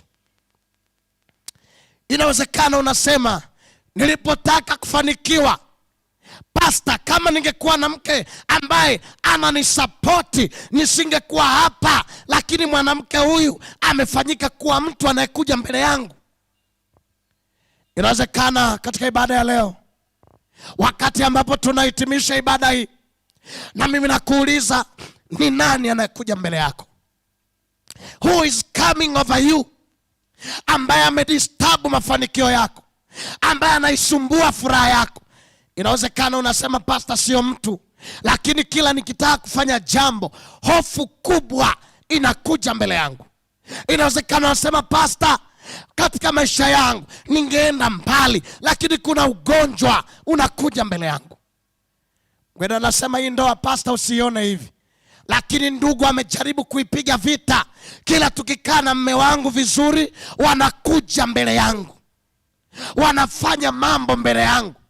Hebu muulize jirani yako, huwa ni nani anakuja mbele yako?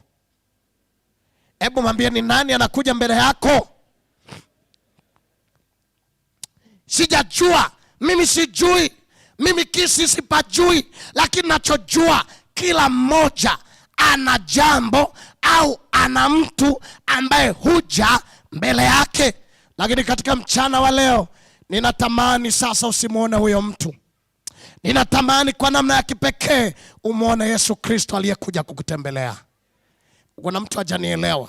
Inawezekana kwa miaka yote kila ukiwaza kazi unaogopa watu ambao mara nyingi wanakuja mbele yako.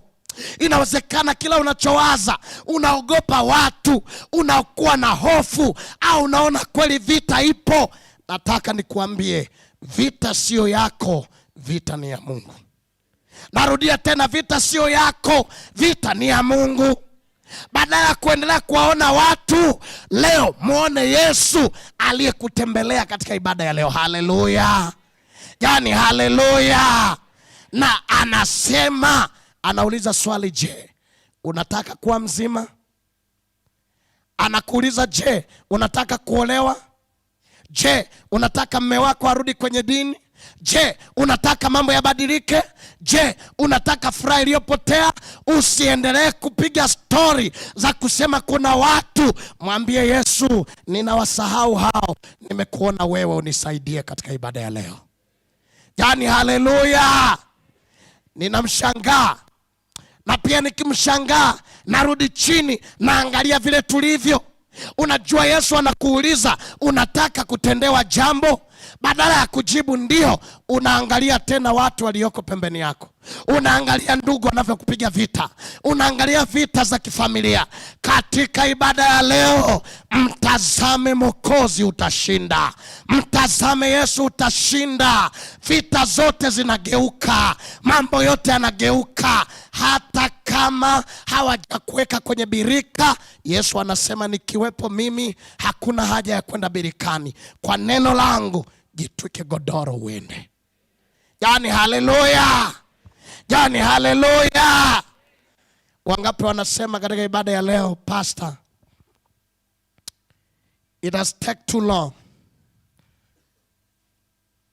Imekuwa ni kitambo sasa. Hata watu hawajui. Wenda hawajui changamoto unayopitia. Wenda unasema, kama nikuja kanisani pastor nimekuja sana. Kama ni kuvaa tai, kama ni kuimba, kama ni kuwa elida, kama ni kufanya kazi yoyote kanisani nimefanya. Kama ni sadaka nimetoa. Kama ni kukutafuta Yesu nimekutafuta. Lakini ninachojua, wakati wangu ulikuwa ukisubiriwa. Kama ambavyo umesubiri kumtendea huyo wa miaka 38. Swali langu ni hili, kwani Yesu alikuwa wapi kwa miaka 38? Na jibu linapatikana katika Isaya 60 fungu la 22. Anasema, when the time is right, I the Lord will make it happen. Hallelujah. Hallelujah. Wakati wa Bwana. Jamani, wakati wa nani? Wakati wa nani? Unamwambia Bwana katika ibada ya leo, kama imechukua zaidi ya miaka 38, lakini ulikuja ukatenda kanisani, sitaondoka hata wakinicheka, hata kama wakinipita mbele, waacha wanipite, na usubiri wakati wako, mambo yangu yatakapobadilika. Yani haleluya. Ikiona sema, pastor, ninajua kwamba unaweza. Mungu wetu anaweza. Na yule Mungu aliyemkumbuka Yule aliyekaa kwenye kisima akisubiri kwa miaka 38, ninatamani na mimi anikumbuke. Unasema natamani na mimi anikumbuke, ili ndoa yangu ipone, afya yangu ipone, watoto wangu wapone, hali ya vita inayopita katika maisha yangu ipone. Unasema Yesu, na mimi nimekuja katika ibada ya leo. Haijalishi ni kitambo kiasi gani, haijalishi miaka imeenda kwa muda gani, leo tena Yesu, ninaomba unipokee kwa neema yako. Ninaomba unitendee kama huyu aliyekusubiri kwa muda mrefu. Siku moja, najua sasa, natamani nikawasaidie kumwelewa Mungu kupitia kisa hiki kidogo cha dakika 2. Siku moja, mimi niliyesimama hapa mbele yenu nikiwa na familia yetu, mimi na mdogo wangu, tumezaliwa wawili. Na mama amekaa na sisi.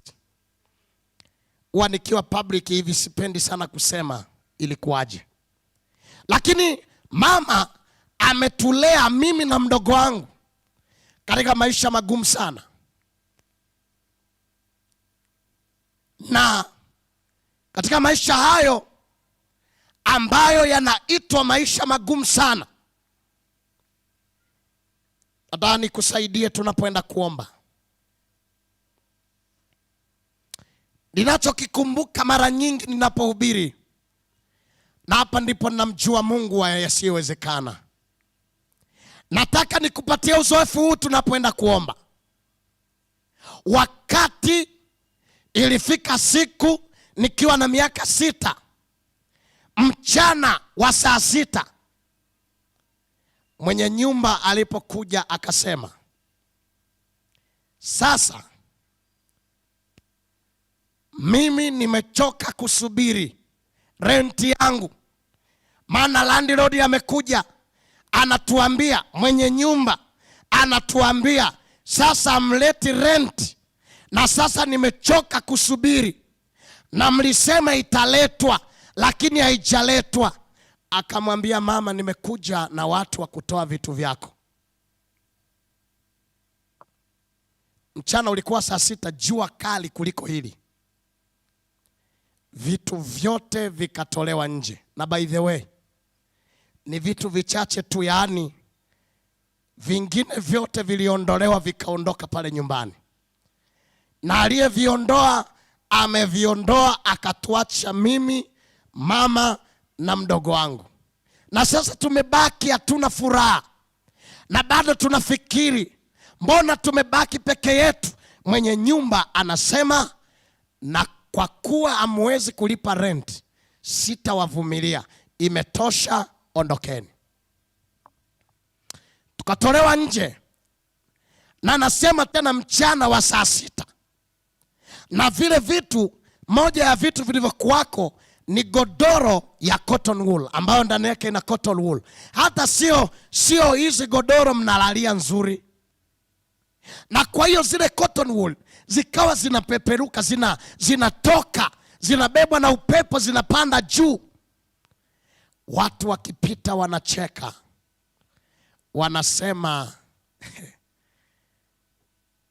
walio kuwa maskini kama hawa warudi kuishi mlimani na wala wasiishi mjini. Ninamjua Mungu, na mimi najua wakati tunaenda kuomba, wewe wakati una furaha. Kuna mmoja amekuja hapa anasema, pastor, maisha ni magumu sana, na nimesubiri hayo maji yatibuliwe, na mimi niokoke, na mimi nipone, lakini bado nimekata tamaa. Unajua ni nini? Wakati tumewekwa pale mchana kutwa, vyombo 2 vitatu na hakuna kitu cha maana vimewekwa pale nje. Unajua, alikuja kiongozi wa serikali akasema, hivi vitu vinabebwa na serikali na nyie wote mtaenda kule kwa court, msubiri pale, mambo yenu yote yatashughulikiwa hapo. Tukaenda kwa court, tukakaa hapo siku nzima, hakuna aliyekuja, hakuna ndugu aliyekuja. Na namuona huyu mtu wa Bethsaida akikaa pale, anatakiwa apate tu mtu wa kumsaidia aingie kwenye kisima, hakuna.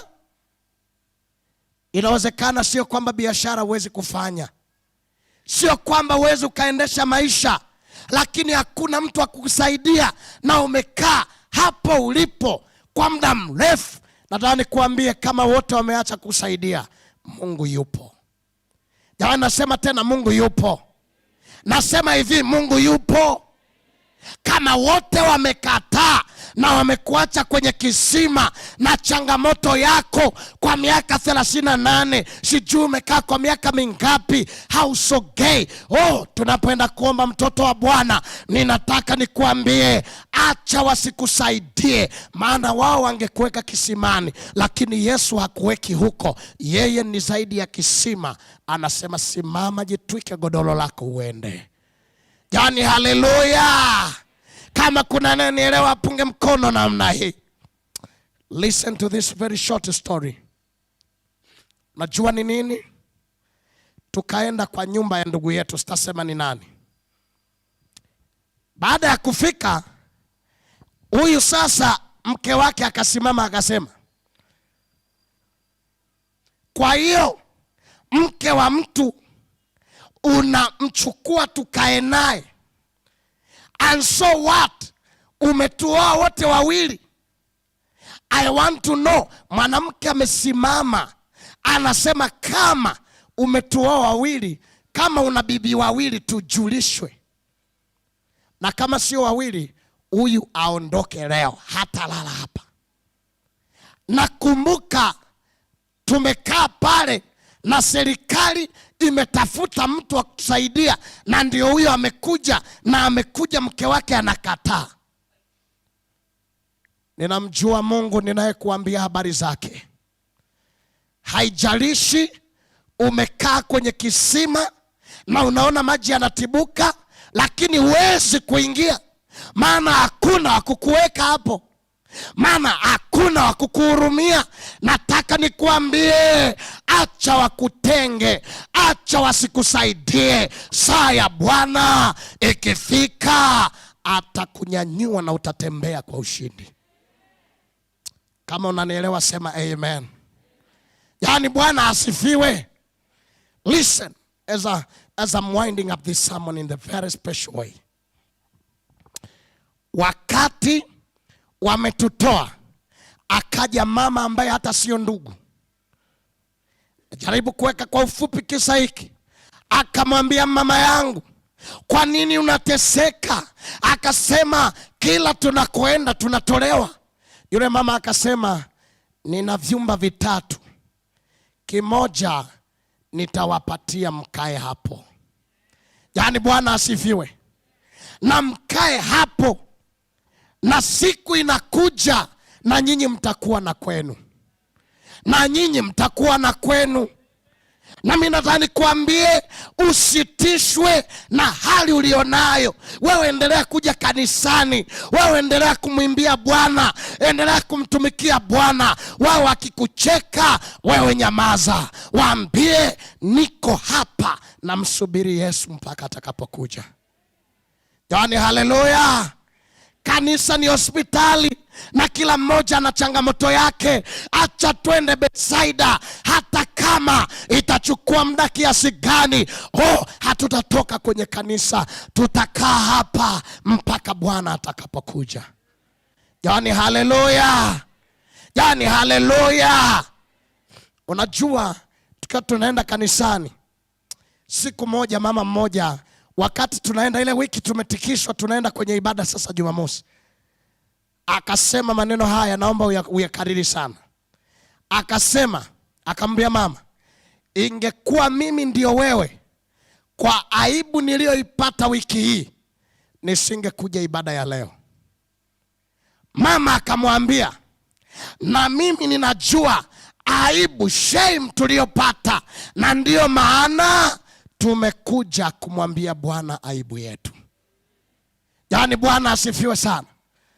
Kanisani humu unaweza usipate mtu wa kukufariji, badala wakupatie maneno mazuri wakakuumiza moyo. Usiondoke kanisani, njoo hapa, ni Bethsaida. Wokovu wako unakuja. Jamani, wokovu wako unakuja. Wanasema ndoa yako, wanasema watoto wako, wanausema Ukristo wako, wanasema madeni ulio nayo.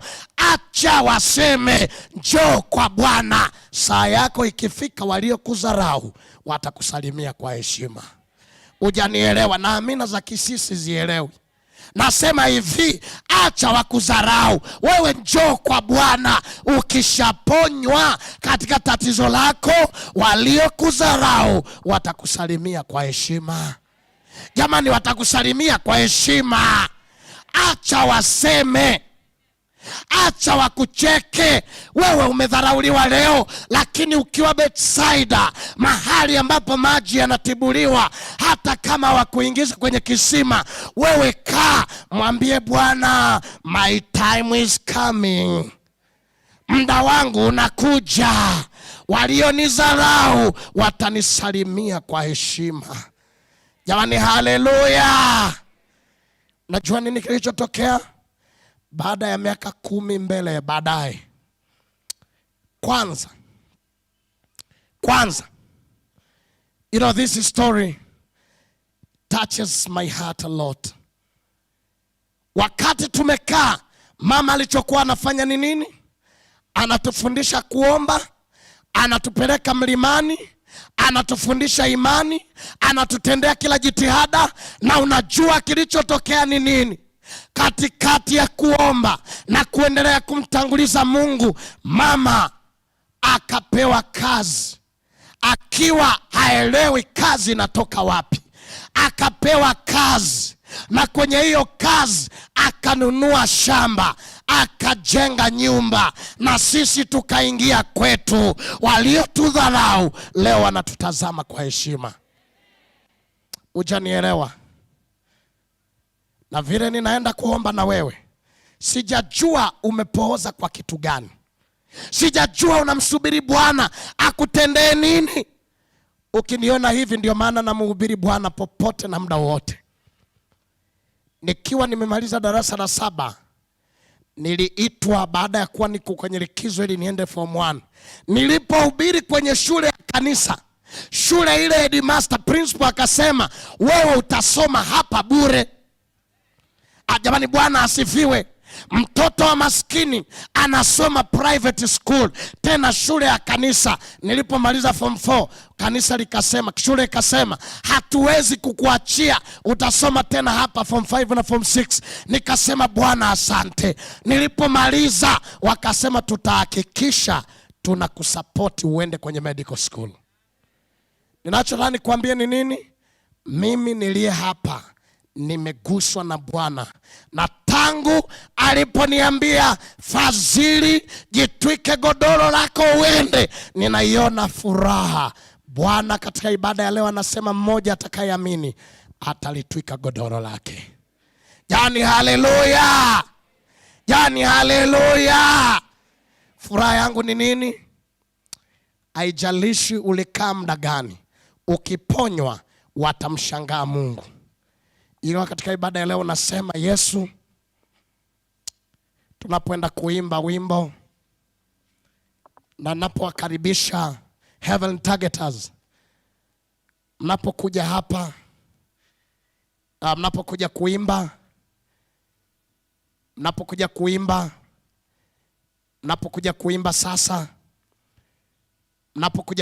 sasa kwa wimbo huu, inawezekana ni mtu mmoja tu katika ibada hii ambaye amesababisha ibada hii ikawepo, ambaye anamwambia Bwana, nimekaa kwenye kisima kwa muda mrefu, nimesubiri nguvu zako kwa muda mrefu, nimesubiri utende muujiza kwa muda mrefu, nimesubiri matendo yako maishani mwangu kwa muda mrefu, na hata hivyo kuna wakati nimekata tamaa.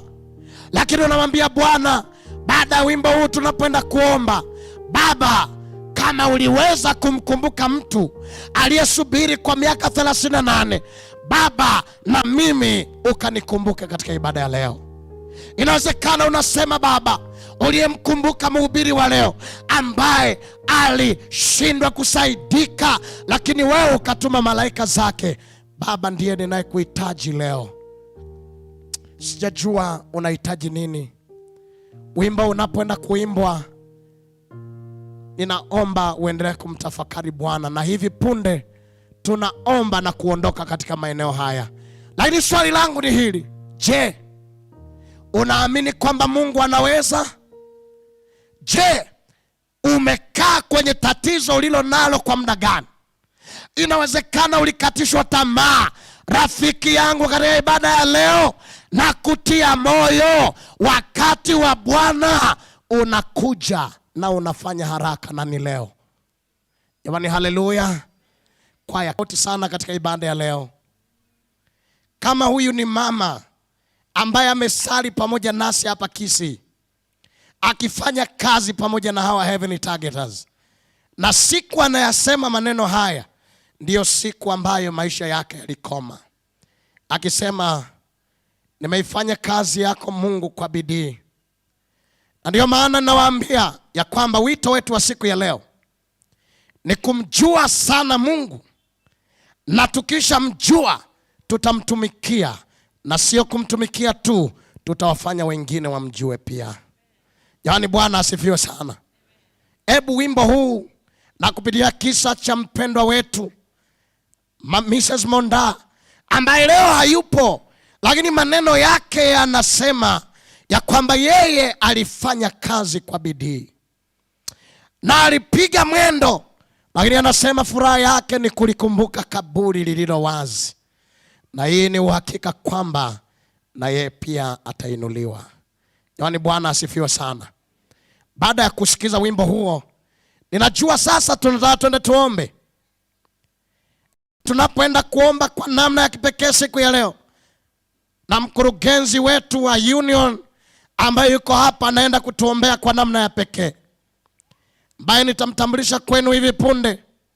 Lakini kabla tujaomba, wachungaji retired na wachungaji wengine wageni mlioko hapa, ambao pia nitawaalika kwa namna ya pekee, retired pastors na wachungaji wote ambao wako kazini, pamoja na mgeni wetu mkurugenzi, our pastor, ambaye anakuja hapa katika saa hii.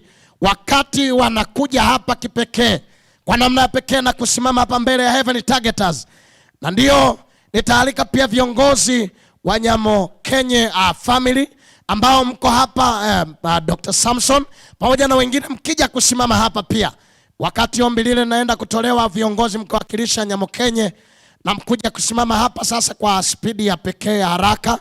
Mnapokuja hapa na pastors, all retired pastors who can stand here with us. Lakini pia tukiona Pastor Sibiana Mienda ambaye ndiye in charge wa women ministry, na ndiye ambaye anakuja kusimama pamoja nasi hapa. Nachotaka kusema wakati maombi yanaenda kutolewa ni jambo hili: usitishiwe na changamoto ulizo nazo, hata kama zimekaa muda kiasi gani. Ndugu zangu, tusitoke kanisani. Narudia tena, usitoke kanisani.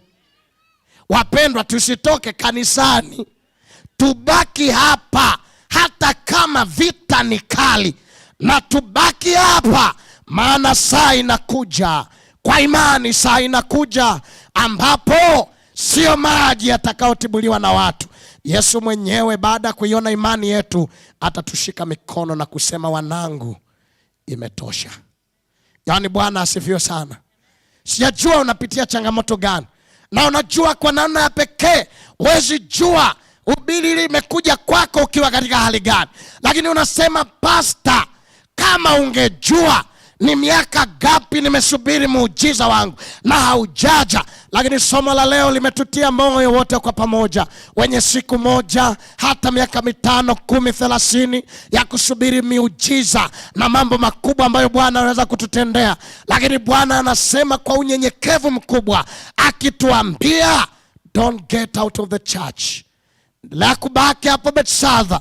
Saa yako inakuja, mambo yatabadilika. Jamani, haleluya.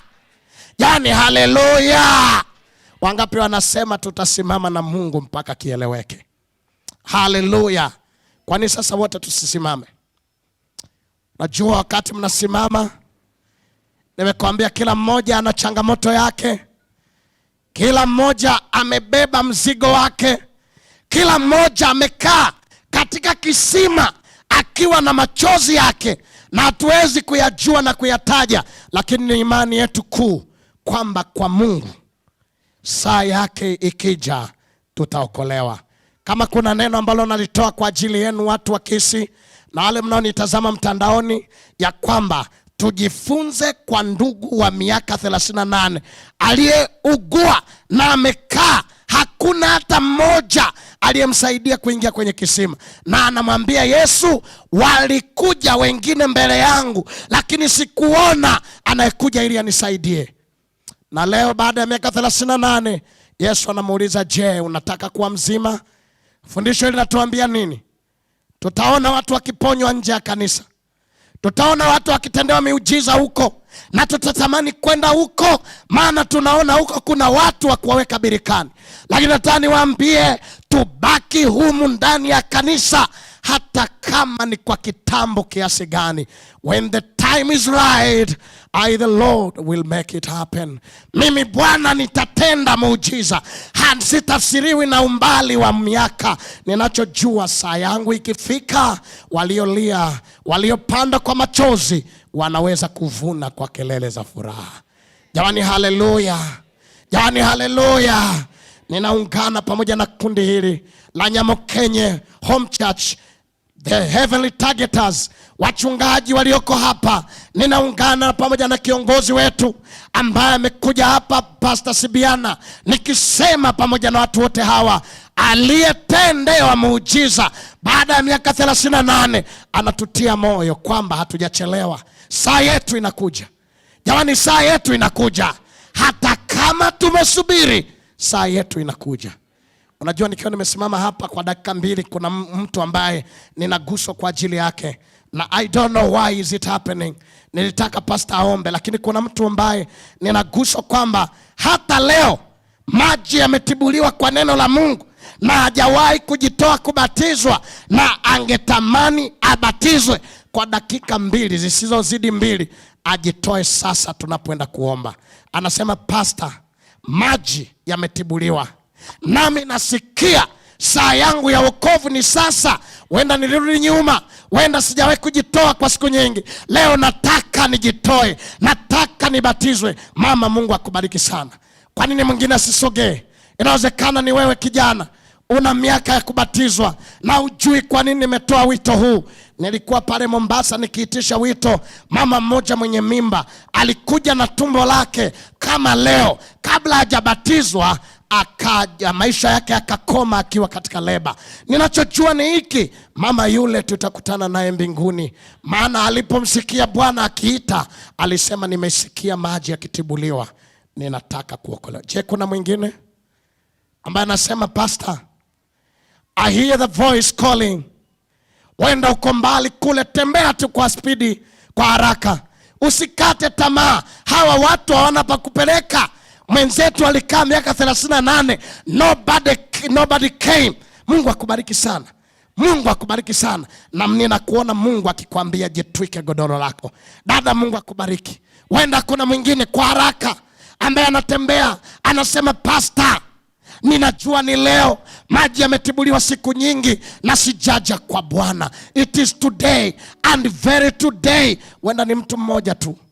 Wenda ni mtu mmoja tu, dada, kaka, mama, baba. We want to pray. Only 1 minute to remain. Only 1 minute to remain. Nimekuja kutoka mbali. Wenda ni kwa ajili ya wokovu wako. Wenda ni kwa ajili ya wokovu wako.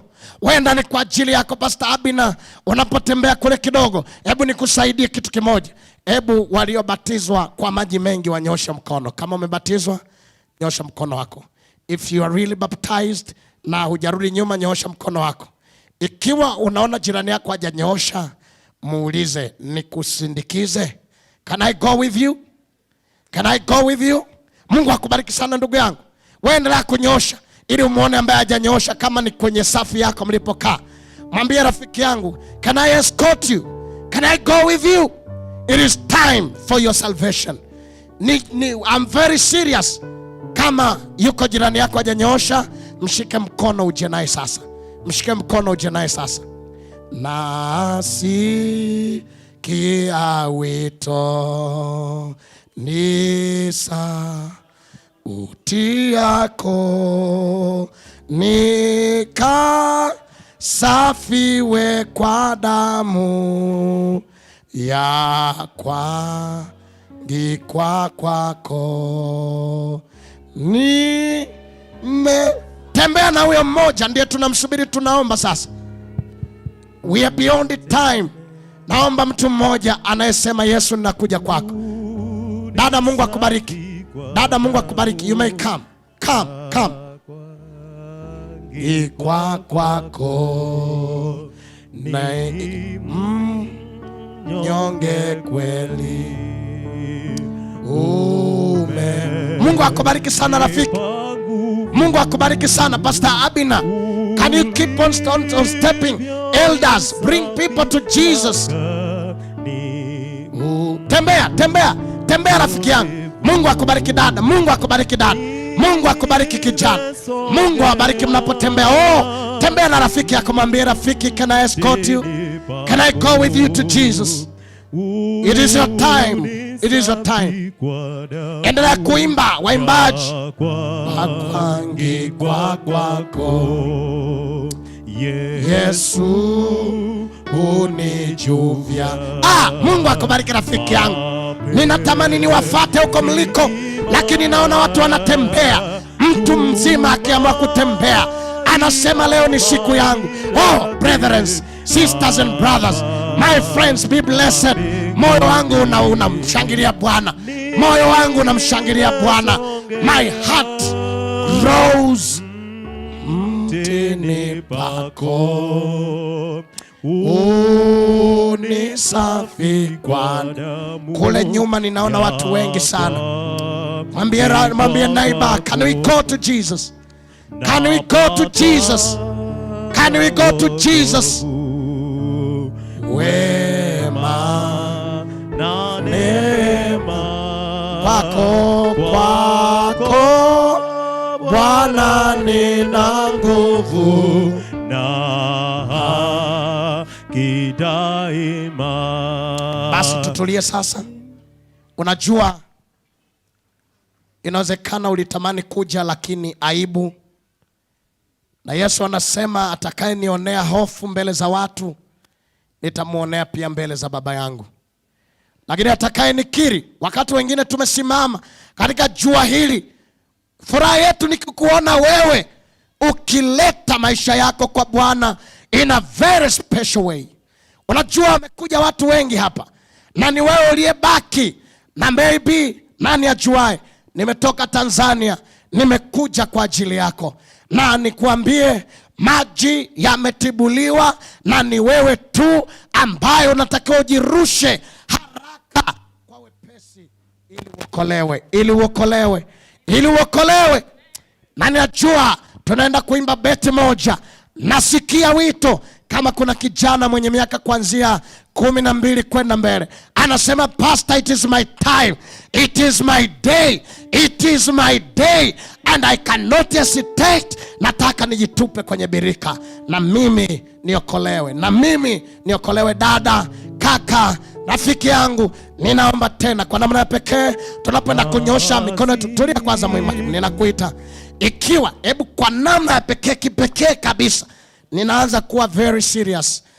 Tutanyosha mkono. Ikiwa wewe umebatizwa, nyosha mkono wako tena, ndipo tutaenda kuimba. Nyosha mkono wako. Now turn to your neighbor. Look your neighbor kwa uaminifu. Na kama hujabatizwa usinyoshe, huwezi kundanganya Mungu. Na kama yuko, mwambie neighbor, let's go to Jesus. Let us go to Jesus. Oh, Mungu akubariki sana rafiki. Mama amekuja na binti yake. Mwambie friend, let us go to Jesus. Na kama umeshambaini, mshike mkono, mtie moyo, tembea naye, usimwache njiani akashindwa kuja. Na ndio tunaimba wimbo huo, beti moja to don't be tired to stand. It is about salvation and salvation alone. Basi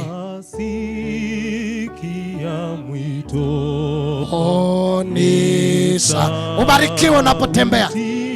Mungu akubariki sana. Oh, blessing, blessing, blessing. Daughter, yuko na mama. Mungu akubariki sana. Be blessed, be blessed, be blessed my friend. It is only you. Oh, inapendeza ukimleta mtu kwa Yesu. Tini pako, oh, unisa. Can you assist your neighbor to come to Jesus? It will be a memory. It will be a memory that you made someone to come to Jesus. Oh, blessing.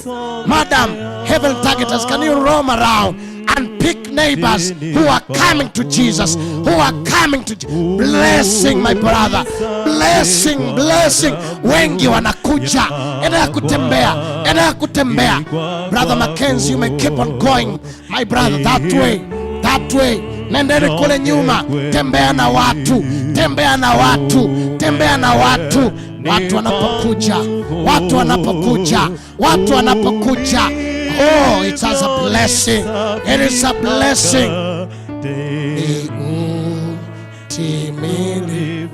Nimesogea, nimesogea. Kamtafute rafiki wa kuja naye mbele. Mlete kwa Yesu, mlete kwa Yesu. Maji yametibuliwa, maji yametibuliwa, na Yesu anatuokoa, na Yesu anatuokoa. Haleluya, jina la Bwana lipewe sifa. Yesu unijuvia mapenzi. Amen, amen, amen, amen. My brother, come to Jesus. Sister, be blessed. My brother, be blessed. Just keep on coming. Tunazo dakika kama mbili. Nani ajuaye ningealisha wokovu wa kundi kubwa kiasi hiki? Roho wa Mungu akisema, mimi ni nani? Mimi ni nani? Mimi ni nani hata nisiwaite hao? Nyamukenye inaleta watu kwa Yesu. If there is one remaining, one remaining. Tunaimba nimekombolewa na Yesu, beti moja na chorus yake, nimekombolewa. Wenda kuna mmoja amebaki. Ninaona furaha. Angalia umati mkubwa kiasi hiki wakija kwa Yesu. Na sasa nimefurahi kwa bei ya mauti yake. Mimi ni mtoto wake. Kombolewa, kombolewa. Haleluya. Na kombolewa na damu. Barikiwa sana elder. Mungu akubariki sana. Mungu akubariki sana my elder. Mungu akubariki sana dada. Ni Yesu anaita. Ni Yesu anaita. Ni Yesu anaita. Oh, press on. Come on. Come on. Come to Jesus. Come to Jesus my friend. Come to Jesus. Naona watu wazima wakija. Naona vijana wakija. Naona kila mtu akija. Enda, Mungu akubariki sana. Mungu akubariki sana. Endelea kuja. Endelea kuja. Kombolewa. Ni bora nichelewe kula, lakini mmoja aje kwa Yesu. Mmoja aje kwa Yesu. And my sister, it was you. Be blessed so much. Be blessed so much. Is there anybody? Is there anybody else who wants to come to Jesus? Can you not come? Can you not come? Jesus is calling. Jesus is calling. Can you not come? Can you not come, my brother? Can you not come, my sister? Keep on coming. Asante. Asante. Asante Yesu. Asante Yesu. Asante Yesu kukomboa. Kisii nakombolewa. Kisii nakombolewa. Kisii inakombolewa. Ni nani ambaye bado hajajitoa? Ni nani ambaye bado hajajitoa? Tembea, tembea rafiki yangu. Oh yes, my sister, be blessed. Mungu akubariki sana. Mungu akubariki sana. Naona watu wakiendelea kuja. Someone is to come. Mewekwa mbinguni tayari kwangu. Muda kitambo atakuja ili aliponiwepo kombo. Asante Yesu, asante Yesu, asante Yesu. Watu wamesimama kwa ajili yako, kwa ajili yako tu wewe uokolewe. Just for you to be salvated, just for you to receive Jesus Christ. Oh yes, oh yes. Toto wake kombolewa,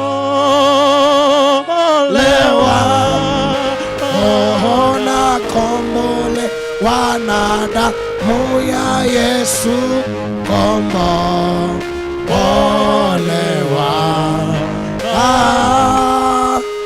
Mimi wake kweli.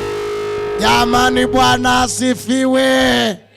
Waliokuwa sasa wamekaa kwa sababu ya afya zao, you can now stand. Lakini ni nani? Mungu akubariki jana. Hata sasa umekuja. Hata sasa umekuja. Unajua nini ninachotaka kusema? Watu hawa, Dr. Samson, kama watu zaidi ya 40 hawa wanakuja kwa Mungu leo, ni nani ajuae kwamba ni siku yako ya zamu yako ya maji kutibuliwa?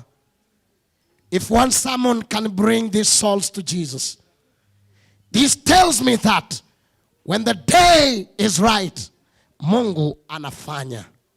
Yani Bwana asifiwe. Ukiwa umesimama sasa, wewe ambaye ulikuwa umepata wakati wa kukaa, we are going to pray na tunaenda kuomba. Unaweza ukawa umechelewa, lakini kwa ajili ya wokovu wa mtu fulani, Mungu akubariki sana. Haleluya. Haleluya. Mama yetu mpendwa pastor, unapoenda kuomba, utaombea kundi hili la watu zaidi ya 40 hivi, 30 hivi na kitu, ambao wanaenda kumpa Bwana maisha yao. Lakini utatuombea, kila mtu hapa yuko kwenye birika, anasubiri muujiza wake, na Mungu anasema yeye ni Mungu wa wote wenye mwili. Na zamu yangu na yako ikifika, lolote linaweza likatokea. Kwani sasa usifumbe macho yako? Why can you not now close your eyes? Utaomba kwa ufupisho, and our pastor will pray. And thank you other pastors for coming, kuwashika mkono hawa na kuwatia moyo. Utaiombea Nyamokenye Home Church ambao wameamua kuhost mkutano huu. Lakini pia utaomba mengine yote ambayo Mungu atakujaza na kutuombea. Kwa nini sasa usiinamishe kichwa chako tunapoenda kuombewa? You can now. Tunaenda kuomba pamoja. Kando na wale ambao wamejitoa, kama kweli uko kando ya kidimbwi na bado unasubiri mtu akuingishe ndani, utachiombea kwamba usimwangalie mtu. Tayari Yesu ametuma malaika wa kukusimamisha. Amen. Tusiwe kama Balamu aoni malaika bali punda inaona malaika. Bwana atusaidie nasi tuweze kufunguka macho yetu, tuweze kuona malaika mbele. Na punda anaona malaika, anataka kutusaidia. Amen. Tunapoomba utainua mkono wako. Kama uko mahali ambapo umekwama na umekuwa ukirahani watu na kuwaombea vibaya kwa sababu hawajakusaidia, leo wasamee kwa sababu malaika wa Mungu amekuja kukuingisha. Amen. Amen. Hebu na tuamini na tuombe, na kama uko na jambo tunapoomba utainua mkono. Baba muumba wetu na mkombozi wetu. Oh yes. Asante kwa sababu umetununua na damu yako wewe mwenyewe. Amen. Baba, bei yetu sio bei ya duniani. Utukumbushe siku ya leo. Amen. Ya kwamba ungetoa mtoto wako wa pekee kwa ajili ya mtu mmoja. Baba, asante kwa sababu siku ya leo tumekuwa na ibada ya kuguza roho zetu. Umenena nasi kupitia kwa mtumishi wako. Amen. Na kweli umenena na umetenda. Tunaomba utupatie moyo wa kuamini kwa sababu tutakapokuamini yote yatatendeka katika maisha yetu. Amen. Asante Mungu wetu kwa sababu haukuacha wana wako bila mahali pa kuponya. Ndio sababu ulitengeneza lile birika. Ndio sababu ulitengeneza lile pool of Bethsaida, ili wana wako waweze kuingia ndani na kupona. Umetengeneza kanisa lako. Na siku ya leo tuko kanisa la Kisii Central Church, ambacho ni kidimu umetengeneza kwa ajili ya kila mmoja wetu. Baba, tunajua kuna wengi wamesubiri miaka mingi, hawana mtu wa kuwaingisha ndani. Na inaonekana huyo mtu anayeombea akuje, hata kuja hivi karibuni. Umetembea hapa wewe peke yako. Umesema hatutaingia ndani, bali tutasimama na kutembea. Kama kuna mahali tuko na ulemavu wa njia mbalimbali, ulemavu wa kiafya, wa kifamilia, wa kifedha, wa kila njia, Baba unasema tusimame tutembee. Kwa imani tumesimama na tumekubali. Asante Baba. Asante kwa roho ambazo zimejitoa mbele zako. Wametoa aibu ili uweze kuinuliwa juu. Utembee nawe kuanzia sasa na hata milele. Baba, na ukundi wote ambao tumehudhurika hapa siku ya leo, utusamee dhambi zetu. Our sins are separating us from you, Lord. Please forgive us our sins and consecrate us for yourself. Lord, as much as we may be black, you shall wash us as white as snow by your own blood. When we fear that we are sinful and we cannot come before you, remind us once again that you died for us at the cross of Calvary. Thank you, Lord. Thank you because you have shown your face upon us. Thank you because you are our shepherd, we shall not want. You shall lead us beside still waters. You will restore our souls once again. Asante Mungu wetu kwa mtumishi wako, uendelee kumtumia jinsi ambavyo upendavyo. Kwa sila ziku umempatia uhai, hatumike vile ambavyo amekubali. Nasi wote ambao tumesikia sauti yako siku ya leo Mungu wetu, tusirudi nyumbani jinsi tulivyokuja, turudi nyumbani tukiwa viumbe vipya. Tunapofika nyumbani mwetu, tupate sauti nyororo, tupate sauti tamu, tusikie sauti ya malaika wako wakitembea katika nyumba zetu, wakileta maisha mapya katika familia zetu, wakileta maisha mapya katika watoto wetu, katika ndoa zetu, katika mifuko yetu na katika mapato yetu, hata kule kazini, wherever our lives have become acidic. Father, we know you turned the water into wine in the wedding in Bethsaida. You are going to turn our lives into sweet waters. We thank you, Lord. Thank you for hearing our prayer. And beside everything, Father, we want our names to be in the books of heaven. That is our greatest desire. Father, when you come the second time, you are going to make us walk in the newness of life. We are waiting for that day, and we can see it coming, Lord. May none of us who has been in this church be left behind. Thank you, Lord. We are waiting for the new Jerusalem. We have wiped our tears for so long. This pain is going to be over, and we are going to worship you from this day, joyous as the children of the King. Thank you for hearing our prayer. We pray, believing and trusting in the mighty name of Jesus Christ, our Lord and our Savior. Amen. Amen. While standing, kuna mtu ameleta ombi maalum. Anaitwa Riziki Bernard. We are going to pray for her. Baba na Mungu wetu, Riziki Bernard alifanyiwa surgery ya kwanza na sasa anaenda surgery ya pili. Tunakuomba kwa namna ya pekee utangulie wewe ukafanya operation hiyo pamoja na madaktari. Na Baba akapone na akalitukuze jina lako. Baba, katika saa hii ya maombi tunapoondoka hapa, mtumishi wako yote aliyoyaomba yatokee kuwa sawa na mapenzi yako katika maisha yetu.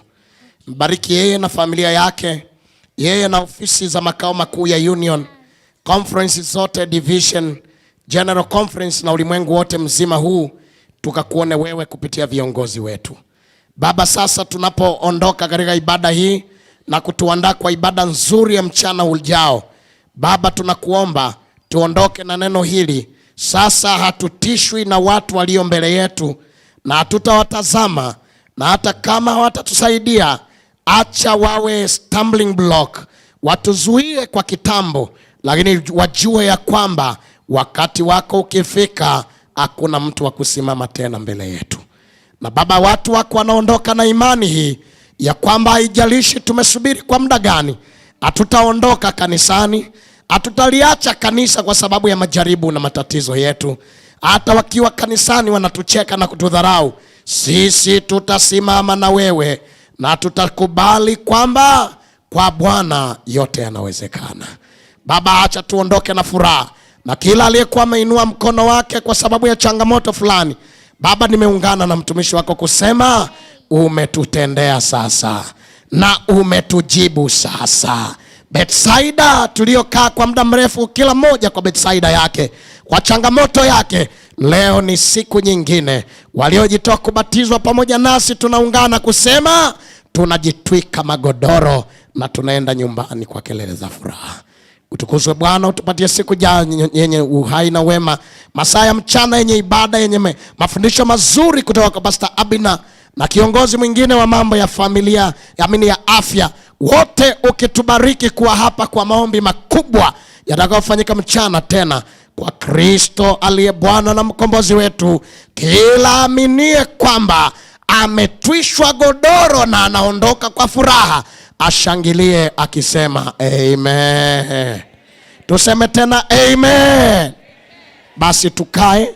Wale wote waliojitoa kubatizwa mtaendelea kubaki hapo mpaka mtakapopewa maelekezo ya kuingia kwenye ofisi. Pengine wa viongozi wetu wako hapa. Pastor Barikiwa, wenda kama una salamu kidogo wakati unauaga mkutano huu.